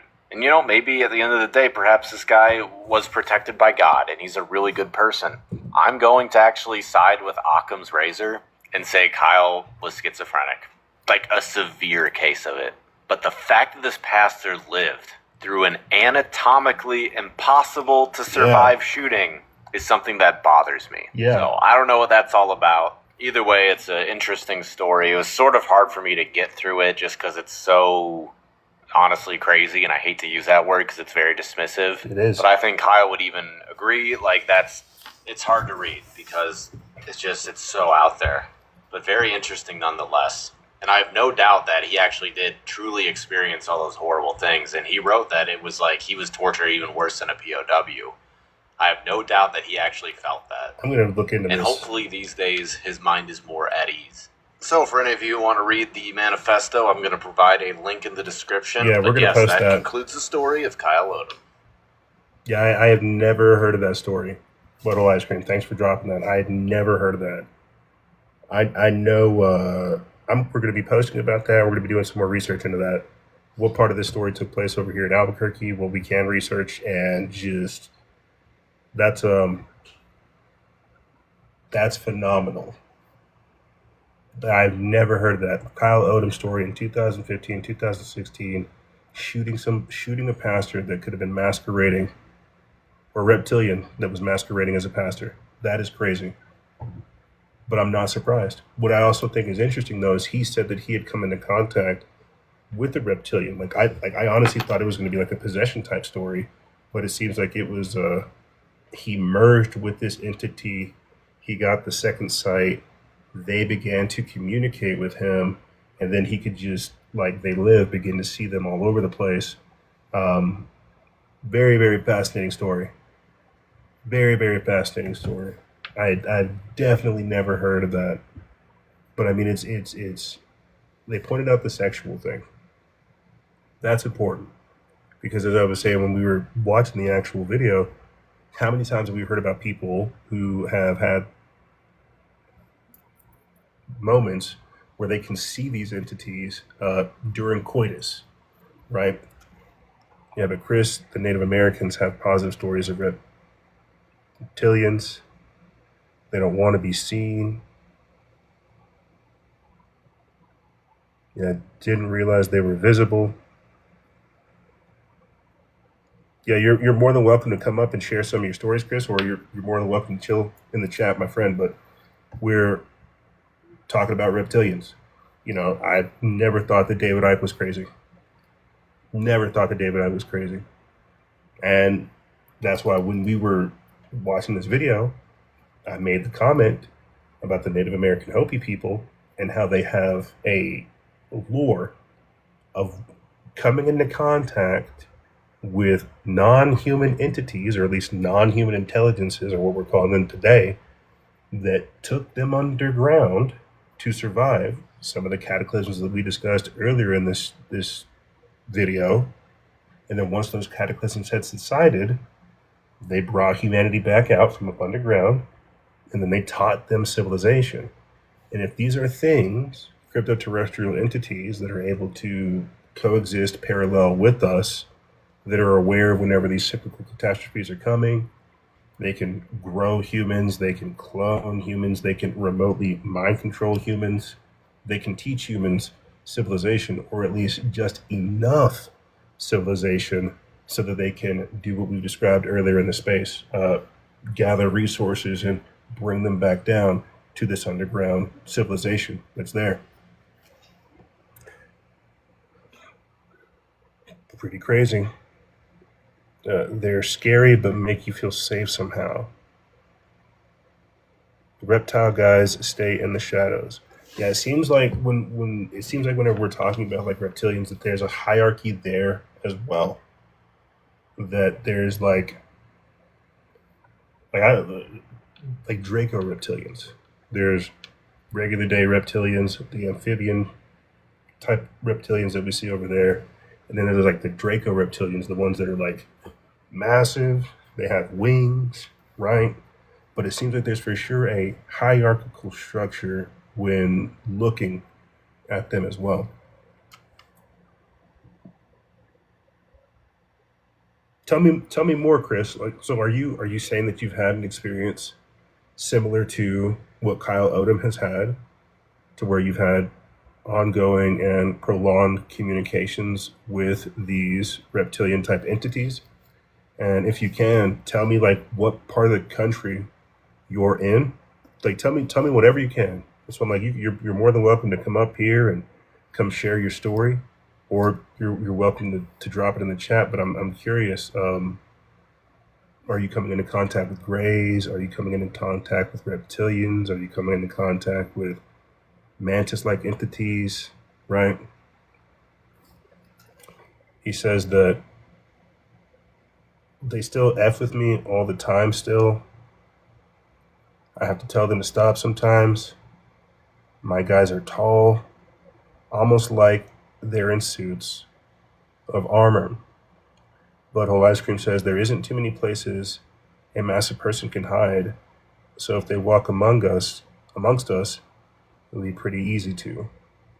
So you're saying that you've come into contact with all these different types of entities. Chris, jump Chris. Are these waking encounters? Are these psychic encounters? Are these dreamscape visitations? And if you can, tell us which race or which species interacts with you more? Referring to the Draco Reptilians. I think you're right regarding the Draco Reptilians. Butthole ice cream. I think that these are some of the ones that they keep underground because they're too obvious. I think that we are able to see some of the lower level ones, right? They put on either some type of masking technology or they're able to, you know, reptiles keep you safe. Tell me more about this. Tell me why. Tell me why you think that. Because there is like this snake handler, snake charmer, reptilian worship. I'm just like infinitely curious about this. Precisely, they are as big. They are as big as we say, and they don't walk amongst us.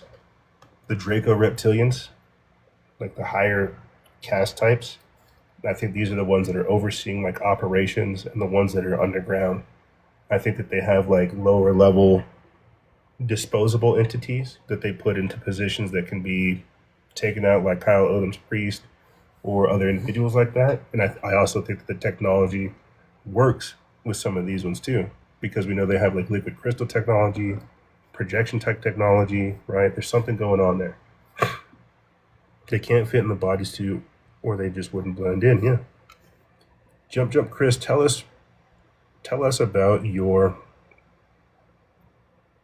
Draco reptilian experiences and why it's interesting. You're describing them in like a you're like in a defensive position for the reptilians. This is very interesting. And an experiencer that is actually saying they terrify the bejesus out of me, but they also feel like my bodyguards.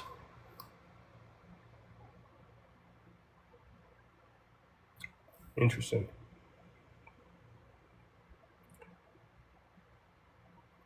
Have I ever looked into the Men in Black type agencies? Yes. Yes.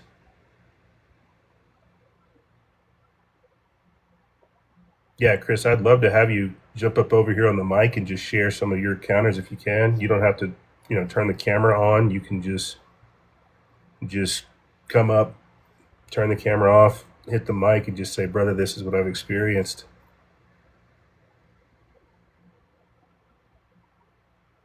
But we have just two butthole ice creams comment. We have actually looked into the Men in Black agency for years. And there's that one viral clip too where security cam footage was able to capture those two individuals.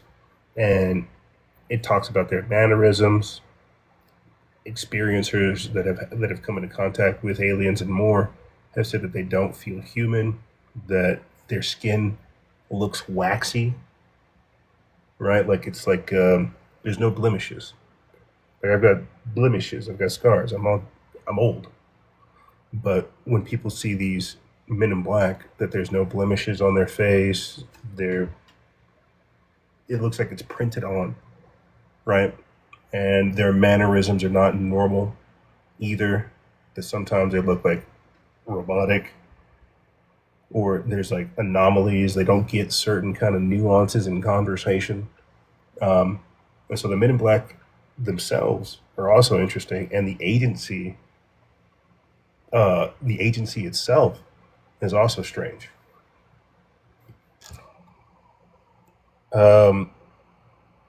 Jump Chris says, "I'm shaking texting you. They're here.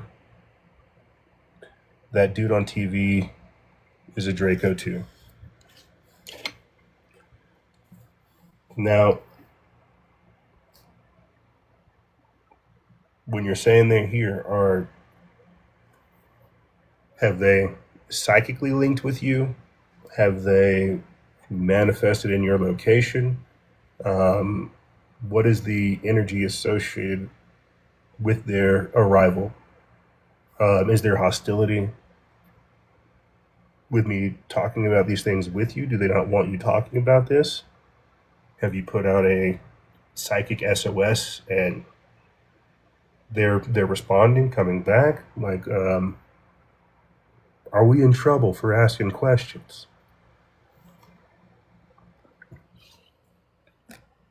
Yeah, it's crazy. I literally have, and just as a little thing, real quick, I'll let you guys know because I've got, spoiler alert, I've got 15 stories or 12 stories that I had curated from user submitted stuff that I was going to read to you guys, but we just got a whole different flow over here with the show, and I'm perfectly all right with it.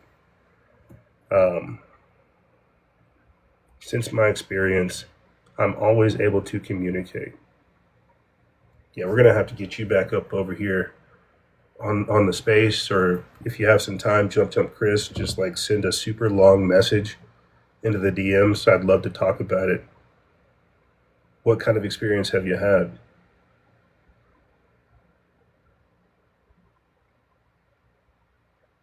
No, that makes perfect sense. You used your third eye. So we're talking, so we're not talking like physical, three dimensional. We're talking like astral, an astral type of experience, right then? Because that's what Kyle Odom also said as well, is that he was going through meditation, and while in a meditative state, this entity, this reptilian type entity, appeared to him. So eyes closed, you can see everything. All right, so we're talking about something in the psychoid layer, or in the psychic world, the astral plane. Beautiful. Okay, tell me more then. And were you there for wisdom? Were you there for peace? Were you there for, while you were in this activated state? What was the intention behind it? And did only one appear to you, or were there multiple entities that were trying to communicate with you?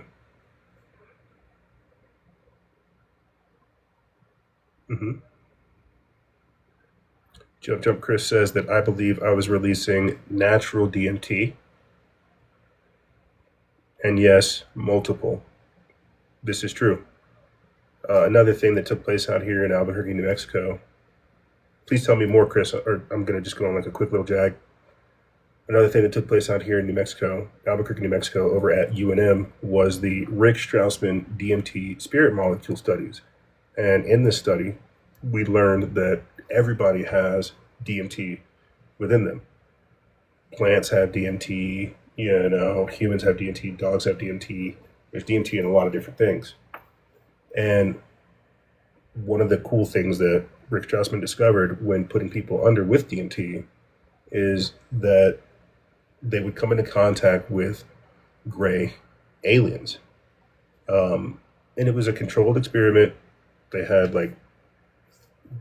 specific doses, durations, and things like that. And it didn't matter the type of person, but they would put them under, and to a certain degree, when they reached a threshold, they would come into contact with either jester-like entities, as Chris is describing, or even some of these gray-like entities that are there as well.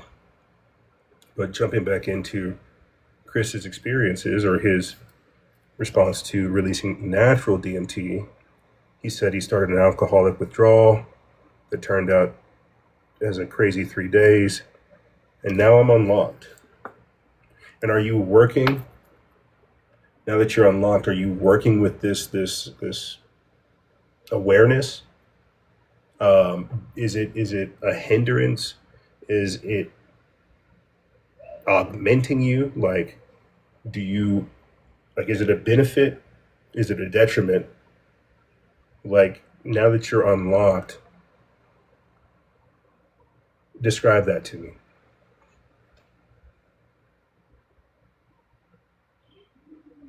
You just accept it?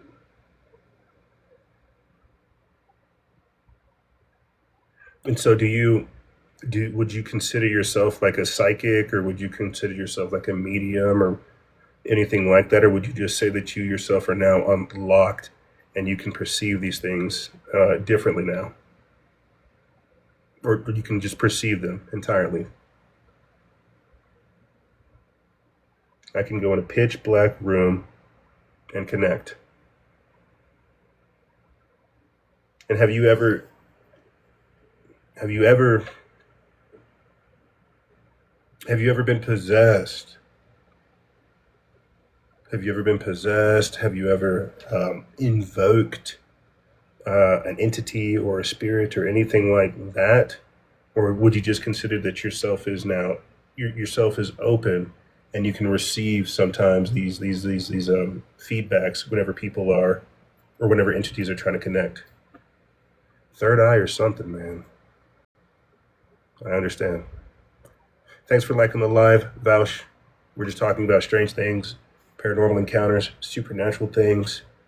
Right now, we are currently talking to Jumped Up Chris, who is saying that he's unlocked, he's opened, he had an experience, and now he's come into contact with multiple entities, some being reptilians, some being mantids, some being grays. He says, I literally see in the dark with eyes closed. You know what's so crazy is we just put out a post on our TikTok from the Acid is for Squares, or Acid for Squares podcast, where, what is her name? Let me see right here. Dahlia Burgoyne talking about mind sight. And in that clip, she's got an eye patch on each eye. She's wrapped up. She has like a night mask as well, and then goggles, and then taped over. And she's totally blacked out. She too can see without in the dark. She can see without sight. And so in this clip, the full clip that we played on the show, the hosts are holding up various cards, and she's able to pull that information up as rapidly as they pull it up. She's able to see the cards while her eyes are taped up and blind. This is the mind sight. This is another one of those type of, not even superpowers, but these type of features that humanity has that is just being suppressed. Jumped Up Chris says that the mantis are the doctors that worked on me and fixed my health. No joke. I'm not that good. You know, it's interesting you say the mantis beings are the doctors, because when you look into the history and the lore of things like alien abduction, people talk about the mantis beings being present during these abductions. And while some of the gray aliens are working on the humans, they talk about having light rods inserted inside of them, like surgical type of maneuvers, surgical type of things taking place, but it taking place like with light. And so it's interesting that you're saying that the mantids or the mantis beings were spotted during these alien abduction encounters, who were caught sometimes operating on these type of people, these abductees, are the doctors. He says that they are the doctors in this realm. Interesting. So then I've got to ask the question: So then, are the reptilians are the defenders? The mantists are like the doctors. What are the grays in that aspect then? Because I'm seeing them as like an organic robotoid or some type of synthetic biological entity. Like they don't have a divine sentience. Jump Chris says that I was close to death and now I'm a medical miracle. Do you think some of that had to do with the DMT? Many people have talked about that as well. Graham Hancock talked about DMT revealing to him that he needed to get off of marijuana. Mike Tyson has also revealed that DMT helped him quit some of his bad habits. Do you think that some of your medical reversal that took place was because of your consumption of DMT? and then your encounter with these type of entities?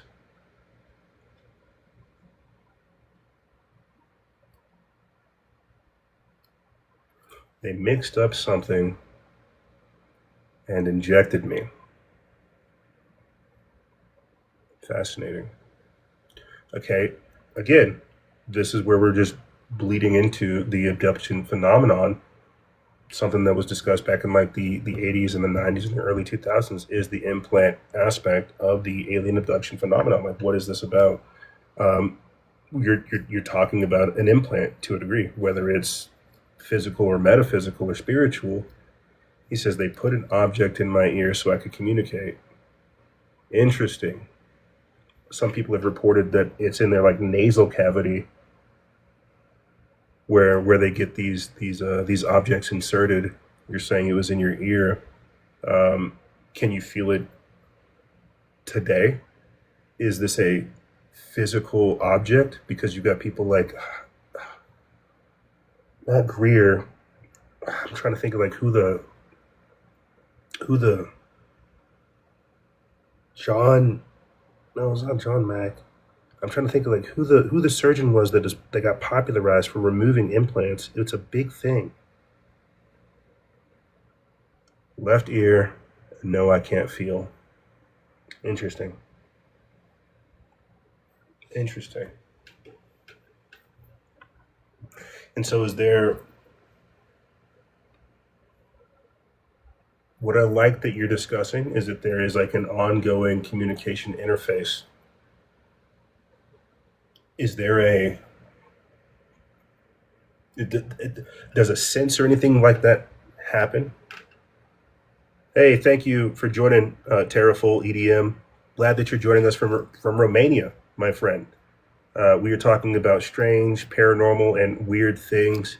Right now, Jumped Up Chris is telling us that he is not even a sensitive or a psychic, but that he has had multiple experiences with these otherworldly beings, and we're just getting information about his experience, about his experiences, his communications with these entities, and even things like that. So if you do have a story, a paranormal story, a supernatural experience, or an encounter with the divine, please just jump up over here. You're more than welcome to share your story, and we're going to talk about it. We just got done going over Kyle Odom's 2015 experience with reptilians.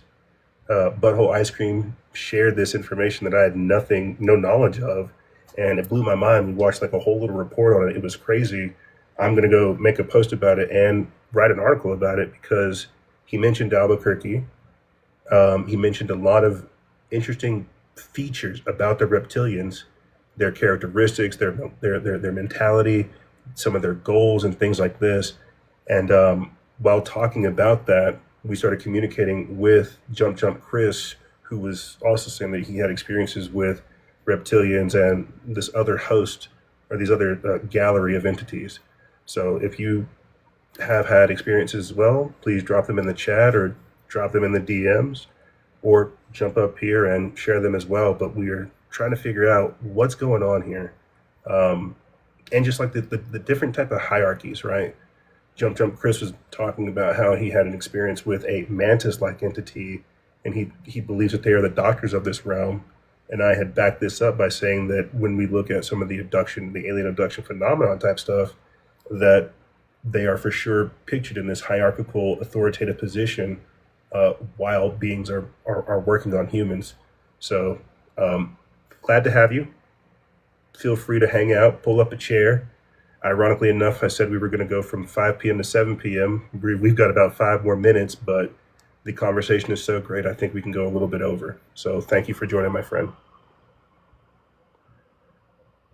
Ooh, you got to tell us more about that. He said, Terraful EDM says that my first memory is how I came in my body and my mother's tomb through the portal. Oh, you got to tell us more about that.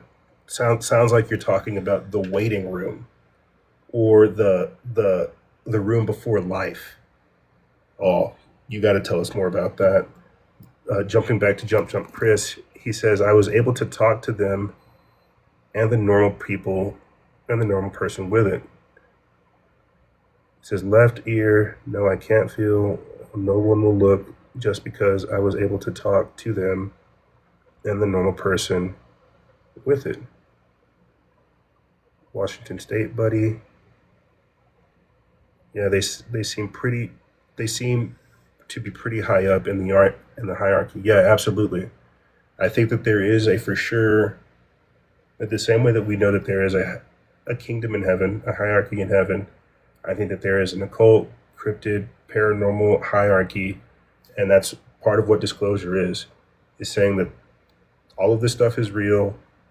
Some of it we know what to deal with, some of it we don't.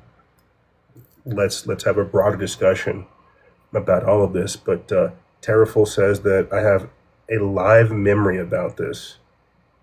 Very well. There was a call, and I joined here.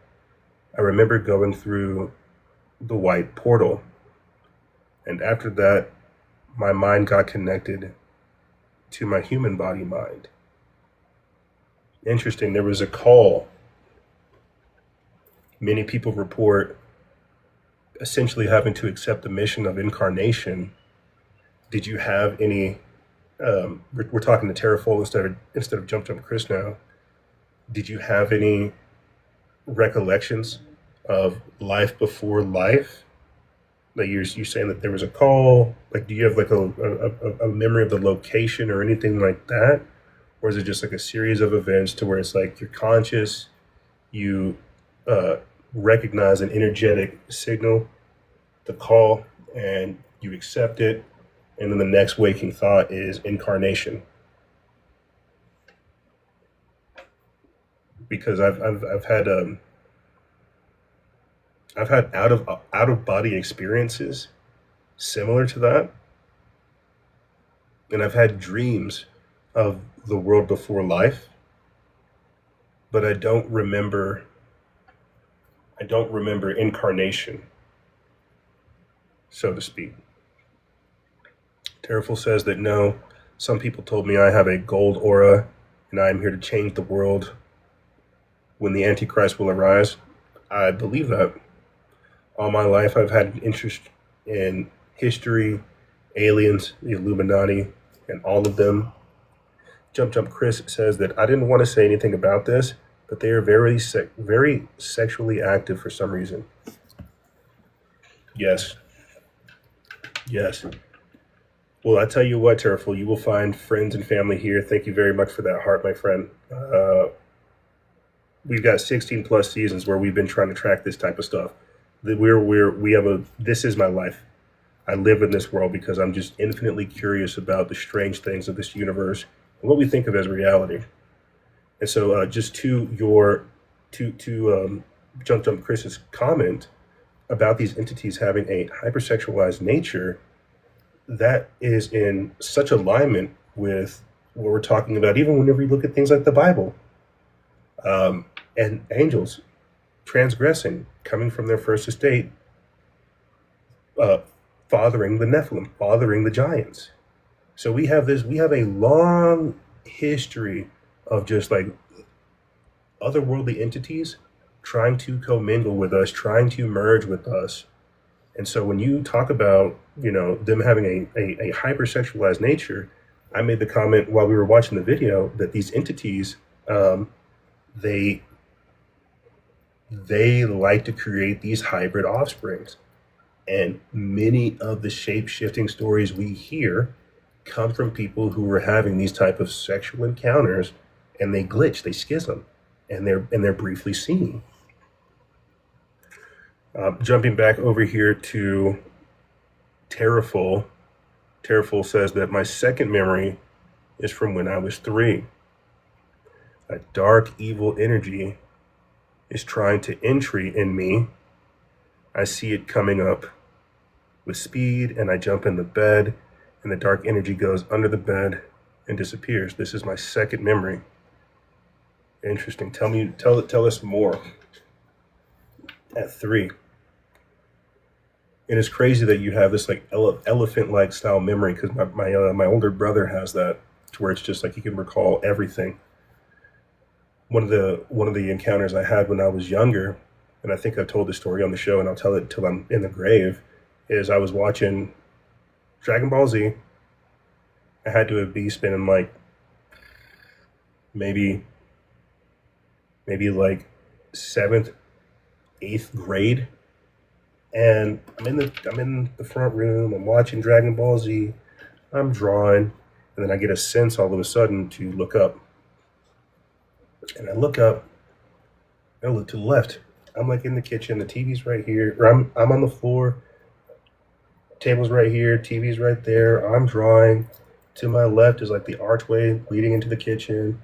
And then from the kitchen, there's another archway that leads into the dining room. And then my parents' room are just south of that. So I'm sitting here at the table. I'm drawing. I'm coloring. And then I get a sense. And I look to the left. And then in slow motion, I see like hands, fingers come out of the arch. One first. And then another set higher up. And then slowly I see like a pair of red eyes and just something that's blacker than black, darker than dark, staring at me from my parents' room. And I'm caught in like a tractor beam like trance as this thing is just staring at me from my parents' room. And I'm frozen in fear as we're locking eyes. And the same creepy way that it just like slowly picked its head out, it slowly crept its head back into my parents' room. And I'm so freaked out that I book it. I get up, I run straight into my parents' room where this thing was. They can tell you this story to this day. I freak out. I jump in their bed. I'm like, oh my God, there's this black thing with red eyes and long claws in your room. Help me. But I'm in there. I'm like in the room with them, but I'm so terrified that I like don't even think like that. I'm just like, this scared the bejesus out of me. Please keep me safe. And we still talk about that experience to this day.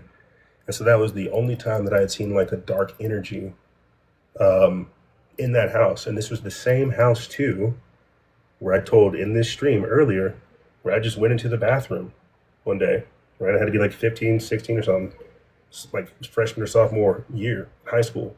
I go in the bathroom and I wash my face real quick. I look up and I just see this bald-headed, blue-faced man staring at me.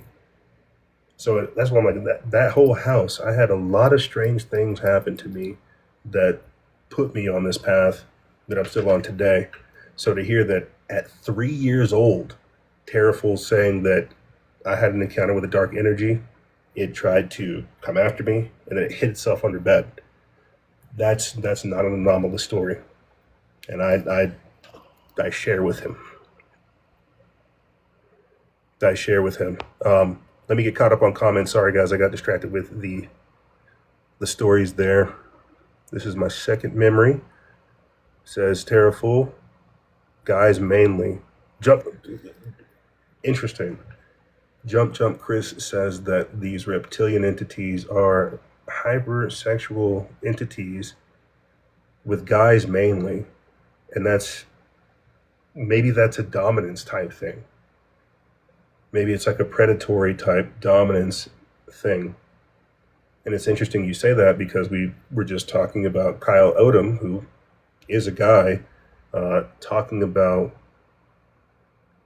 what they were doing to him sexually, his prostate, and things of this nature. And so, very interesting. What's also, and it's so crazy too, because we just keep coming back to this like sexual component, man. It's like, is this the Kundalini spirit? Are these people? Can these entities see in the astral plane? Right? Do they see us as some type of source to where they can take our sacral energy? Right? Definitely requires a little bit more research. Let's look into what Terraful EDM is saying. Butthole Ice Cream chimed in saying, have you looked into the battles waged in underground cities in LA against reptiles? It was printed in the newspaper, the early 1900s or I think the late 1800s. Yes, we actually have a post about that Let me pull this up real quick, and then I'll jump over here to Terraful's comments. We actually have a post about that on our TikTok, because he's absolutely right. Butthole ice cream. It was printed in the paper. Let me pull this up. Boom, right there. We put it up 520, it says, but it features this paper from the LA Times, 1934, where it talks about finding a reptilian city under Los Angeles when excavating. Let me read a little bit of the story, and then we'll jump over here to the comments from Terraful. Genuinely appreciating you guys being here. But it says, and this is the post over here on our TikTok page that you guys can go read. It says, in January of 1934, the Los Angeles Times published a front page story that captured the city's imagination. Mining engineer G. Warren Shuffle claimed to have discovered evidence of an ancient underground, quote, catacomb city built by the lizard people beneath Fort Moore Hill in downtown Los Angeles. According to Shuffle, this advanced civilization, described in Hopi legends as a race of highly intelligent beings. See, we just keep coming back to the Hopi, bro. The Hopi have this. That's what I'm telling you. That's what I said. That the Hopi are these ant people, these reptilians, that they live underground, and they take people underground and they bring new ones up. That these highly intelligent beings had fled a massive meteor-induced fire catastrophe thousands of years earlier. They tunneled deep into the earth using unknown chemical methods, creating a vast network of rooms and vaults filled with gold tablets recording their history and scientific knowledge. Shuffle said that the city housed about 1,000 families and featured superior technology. Armed with custom radio X-ray technology devices he invented to detect minerals in tunnels, Shuffle secured a permit and sank a shaft about 250 feet deep on the old Banning property near North Hill Street. He produced a detailed map outlining the supposed labyrinth beneath the streets. Again, this is a whole story that you guys can go research. Happened in like the 1930s. Because this is how long these things have been here. Let me get caught up on some of these comments, and then we'll jump back into this. Terraful says that my level of consciousness was God level before age 7. At 7, my consciousness goes to sleep, and the human mind took the control over my body. I remember that very well. I remember a lot of things from being under 7. I am 33 now. My human mind got awake when I was 21 years old. My mind clicked, and I got aware about existence. Bro, I'm digging. I am genuinely digging where you're coming from, Terraful. And I'm glad that you're able to document the times, because it's like we do come online at different points in time. Girls do for sure mature differently than boys. And a lot of the psychic and paranormal activity that children experience are around that like 8 to 14 time frame. And from like 14 on, we just kind of like get cut off. And then something happens later on in our life when we slow down and we mature to where different senses begin to come on. So you're saying that you remember a lot of things before 7. Your human mind kind of came online when you were 21. And we're 33 now, cycling back, looking at, because I'm 34 myself, cycling back, looking at all of these different type of experiences. So they are everything and everywhere. Your eyes are closed. You can't see. We have an all-star lineup today, guys. Genuinely appreciate you for taking some time out of your day just to come spend some time with me. Jump Chris says, bro, I had people I know that were in another dimension. He says that I'm pretty sure I'm in the bloodline. I'm already 2% of the world. Terraful says that I was like a bot from 7 to 21. And Jump Chris says, dude, the world is turning gay. You're not wrong there. To both of your points. Let me see if I can try to like weave these together, because you're absolutely both right. I was watching this video over here on YouTube to where it's like swag is code for secretly we are gay. You got all these people over here trying to seem like, And like Alex Jones was right. They are turning the frogs gay, which means they're turning us gay.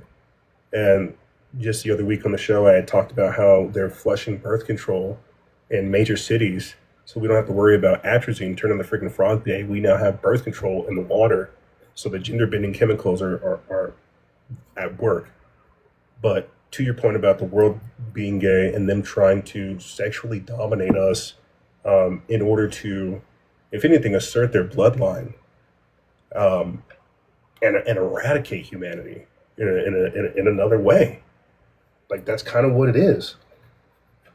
You know, it's like I made that comment when I was on somebody else's TikTok space and talking about the Rainbow Mafia. It's like that's why they promote it for you, because it destroys your bloodline, and then you don't become like a threat to them.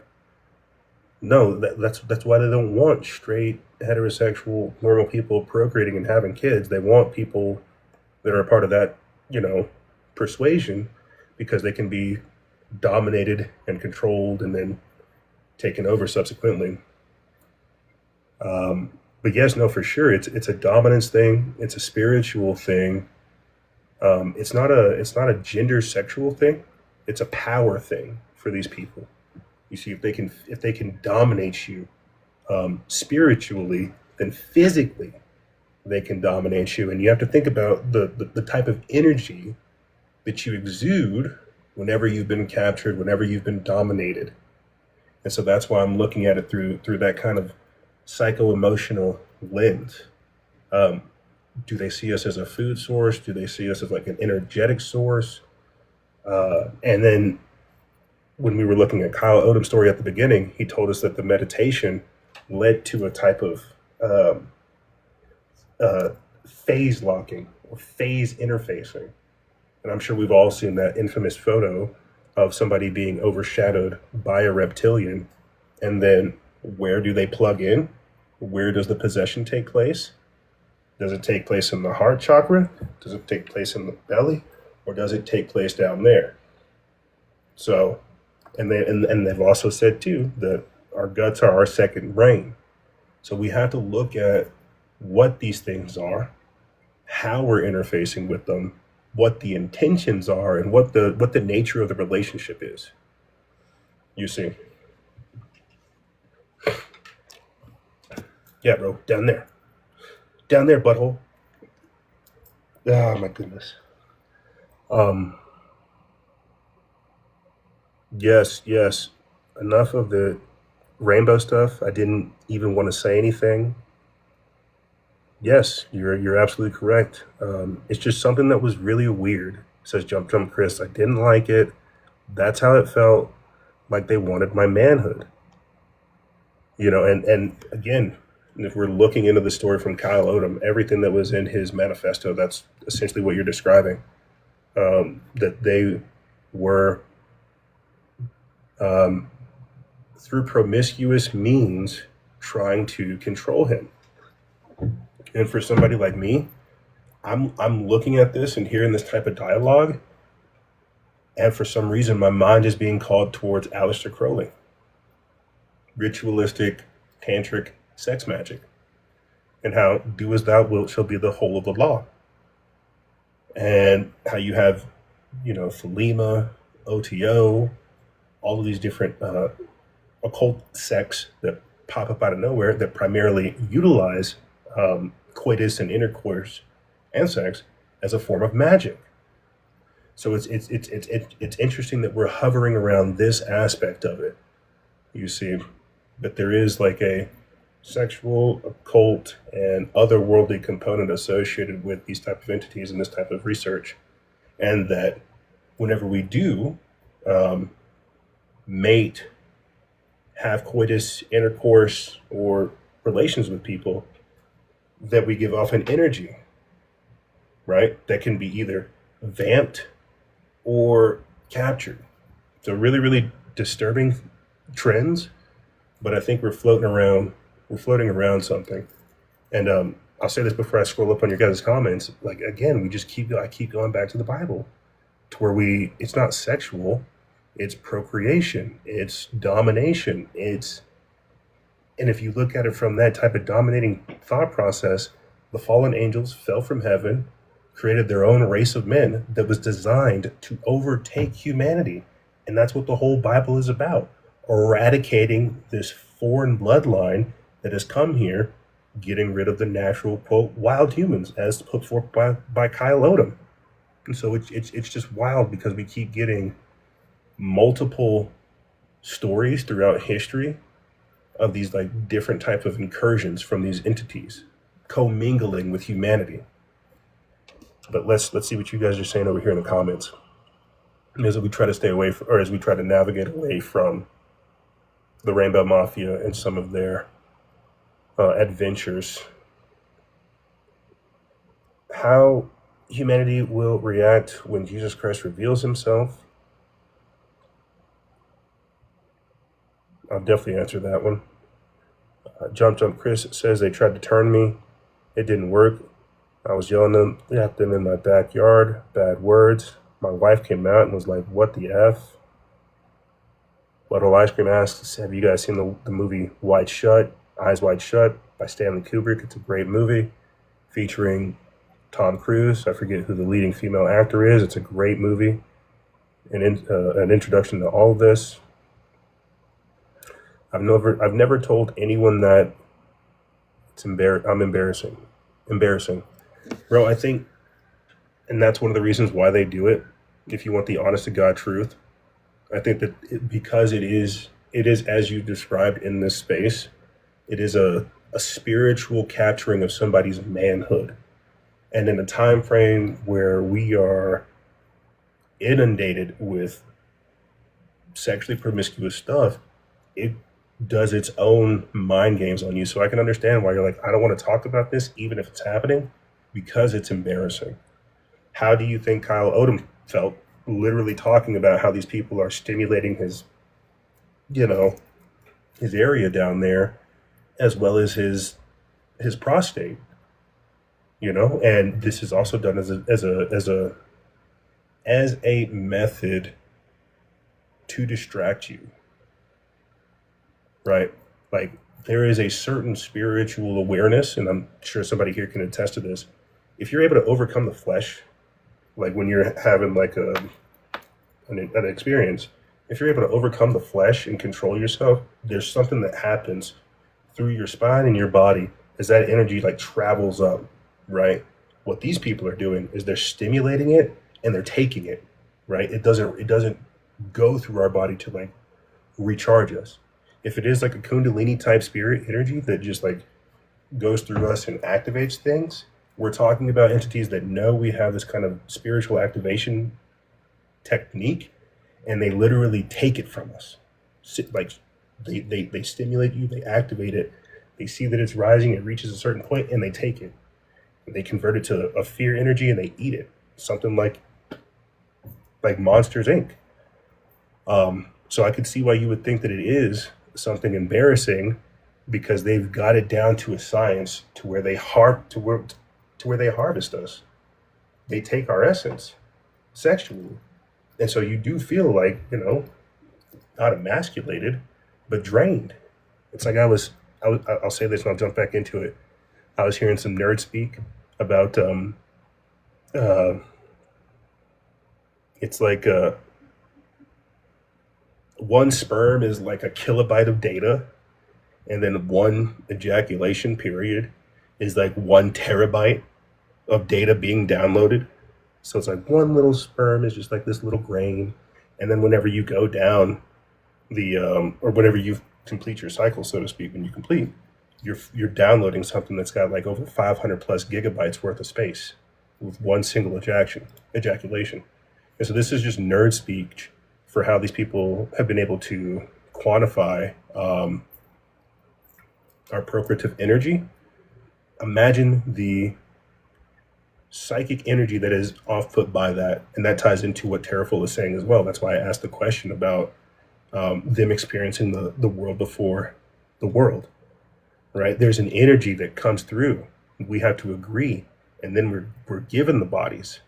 But if we have entities that know about this whole soul reincarnation process, the energetic things that reside inside of us, they can stimulate this to where they can extract it.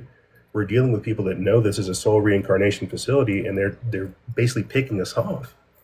And they figured out through eons the best way to keep it secret. So, no, brother, I appreciate you sharing that with us here. Jump, Chris. I appreciate you sharing something that you thought was embarrassing, because it's par for the course. This explains so much and so many different things. So you're not alone, is what I'm trying to say. Now, to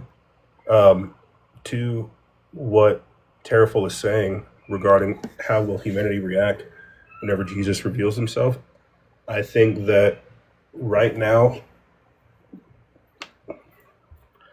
we're in Albert Pike's plan, Illuminati plan for 3 world wars. And I think the first person they roll out as the savior will be the Antichrist. He will depict himself as if he is Jesus Christ, and many will be deceived and they will go along with him. And this is all put forth in the Bible. But I think whenever the actual Jesus steps on the stage, he's not going to come back with miracles and wonder and all this stuff that people expect. He's going to come back angry, and he's going to come back collecting his bride, and he's going to kick butt, save people, get out of here.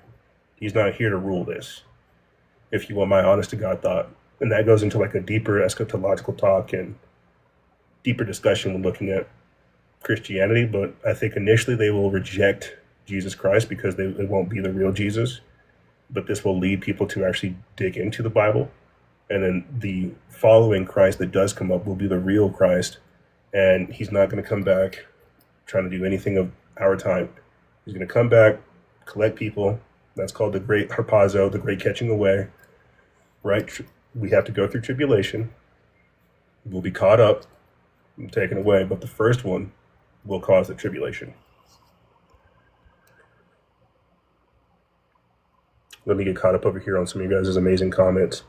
And again, thank you guys for spending some time. I'm going to try to do this, like I say, every Sunday, but it might end up being like every other evening, right? I think that every week is good, but I think because of the nature of TikTok and social media, I will try to find a way to do this like every evening, maybe later on in the afternoon and evening, so people can come up here and share stories, because this is the whole reason why I'm on social media. Politics is a cover. I don't care about that stuff. I care about diving deep into just like what is going on with humanity, what is going on with the nature of reality, what is going on with the other side of reality, and can other people feel what is happening right now? The energies, the psychic energies, the Schumann resonances, can they feel like what is happening? Let's have a conversation about it. But let me get caught up over here in your guys' comments. Again, Jump Chris, I appreciate you for sharing that story with us, my friend. It's not I'm sorry you feel it's embarrassing. You're not alone. And thanks to Butthole Ice Cream's story, we were able to talk about Kyle Odom, who experienced something similar as you. So you're not alone. This is a part of these people's MO, what they do. And if you want something to look into, my friend, go look into targeted individuals, things like the Havana syndrome, remote mind control, right? These are other individuals who have been targeted either by nefarious elements of our government or non-human entities, and have had other things happen to them.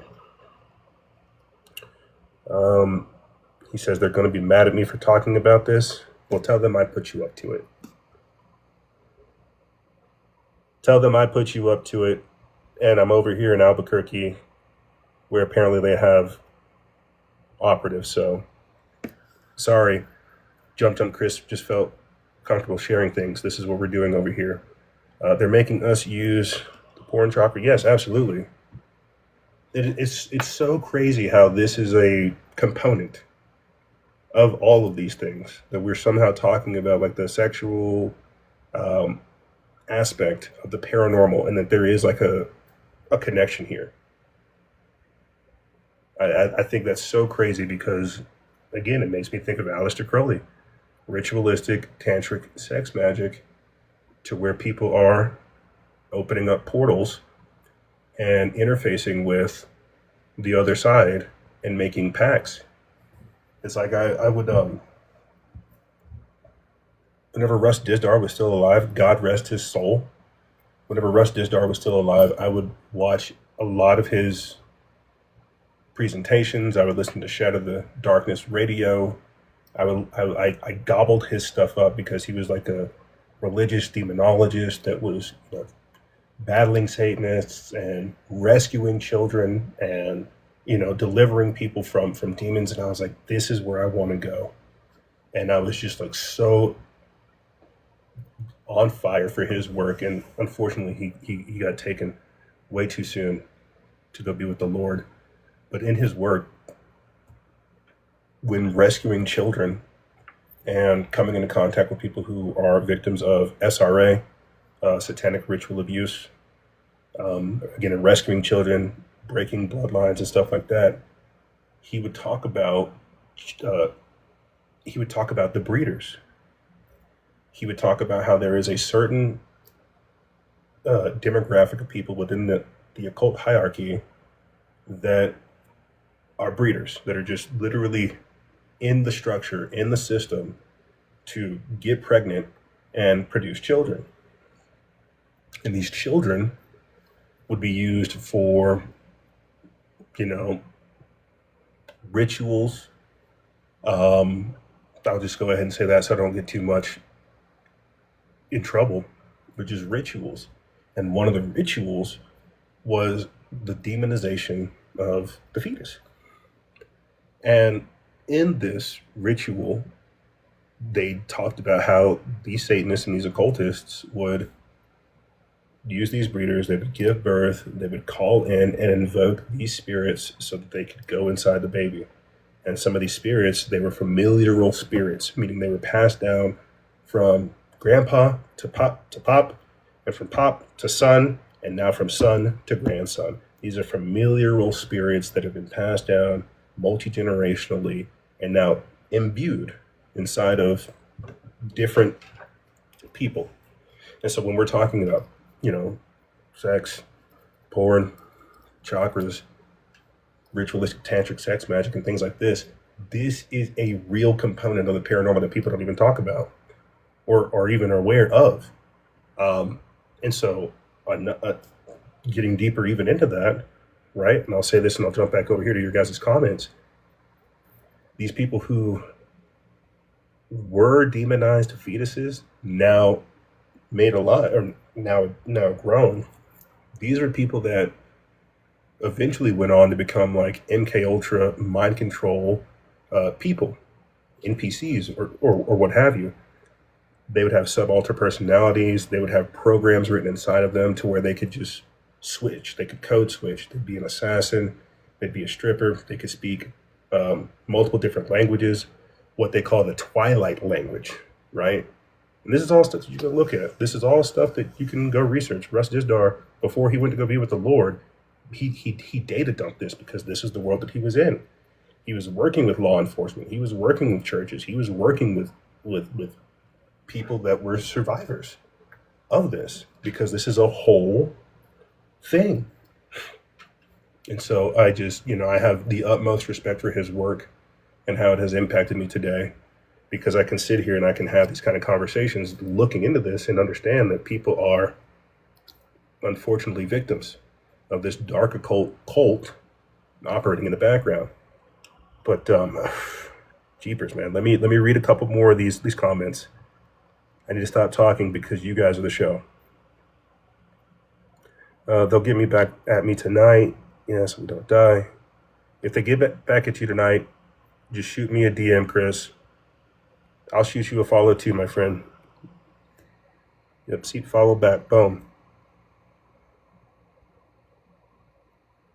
I love you. I send you the best wishes. I'm gonna follow you back too, Terraful. Thank you, my friend. Remember only this always. Do not fear never. Jesus is here. Once the superintelligence will install himself on a body and run the world, Jesus will reveal himself and the war will be over. Absolutely. I actually thank you for coming, Terraful. Yeah, see you in a couple days, butthole. Yeah, no, I think that is it precisely, Terraful. I think that is a very succinct and poignant way to put it. Um,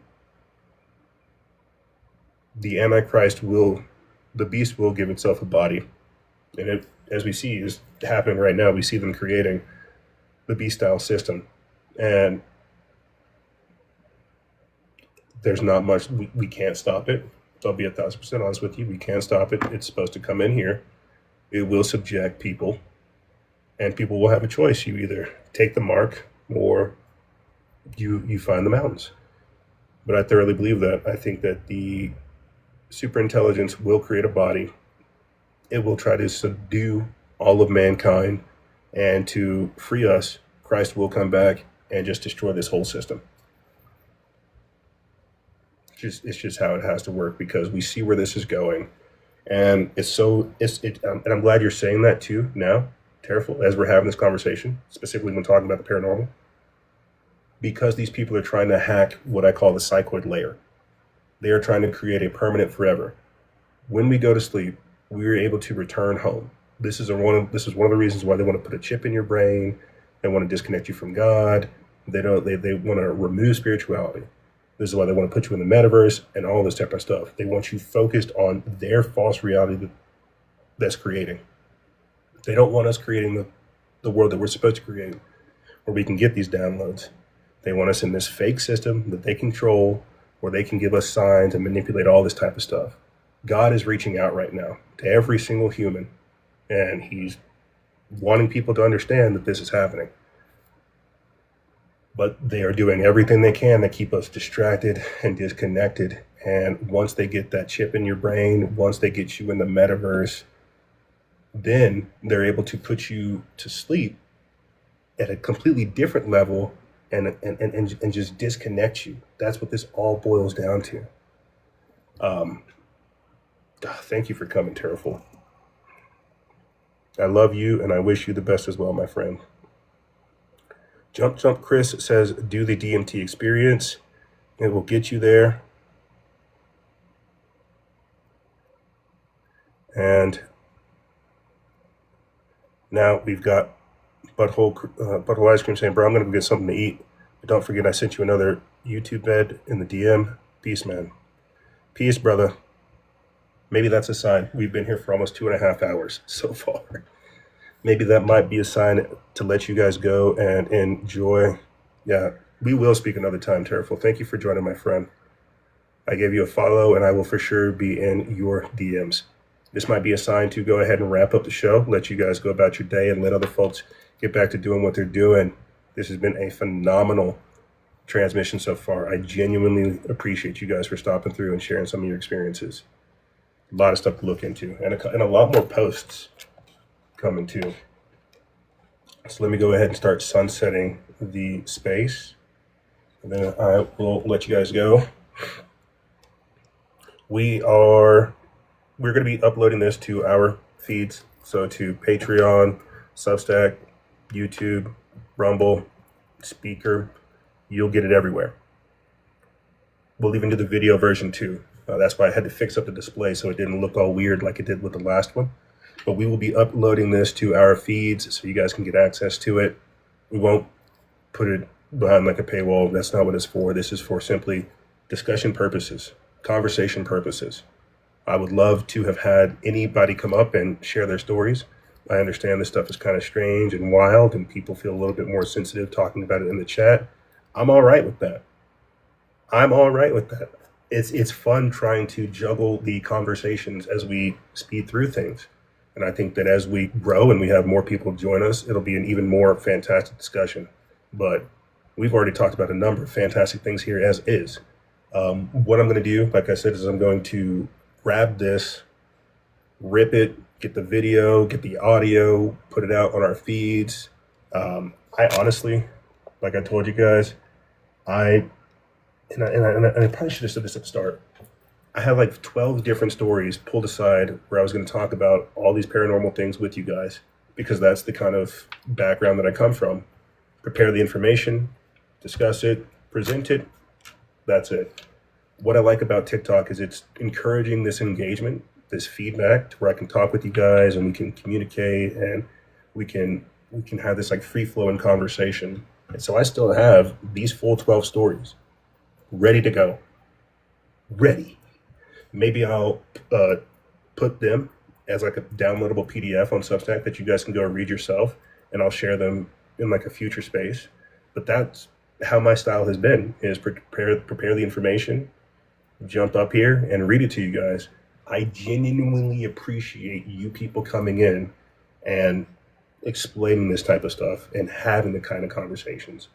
That makes it so much easier. So we'll do this again. I'll put a post out. For now, just expect every Sunday, 5 p.m. to 7 p.m. Mountain Standard Time. I know we went a little bit over. That's how it should be. We'll be over here on TikTok, taking stories, taking calls, taking requests to talk about this type of stuff. I'll put the link that Butthole Ice Cream sent to us for the Kyle Odom reptilian story. I'll attach that with this video, or this episode, so you guys can go listen to it. Really, really phenomenal stuff. And I think we touched on a couple great points here. I'm going to throw this into my AI, get the transcript, and do a little bit of reading myself. Really, really great stuff. But I think that's going to do it for us over here. We will, like a couple minutes over. I'm all right with that. It's normally 5 p.m. to 7 p.m. Fantastic conversations, great guests, great comments, and great topics. But genuinely appreciate you all for taking the time to join us here. We will be here again next week, Lord willing, 5 p.m. to 7 p.m. Mountain Standard Time, talking about these things and more. If you guys have any questions, feel free to DM me. Feel free to send me a message. Other than that, it's going to do it for us over here.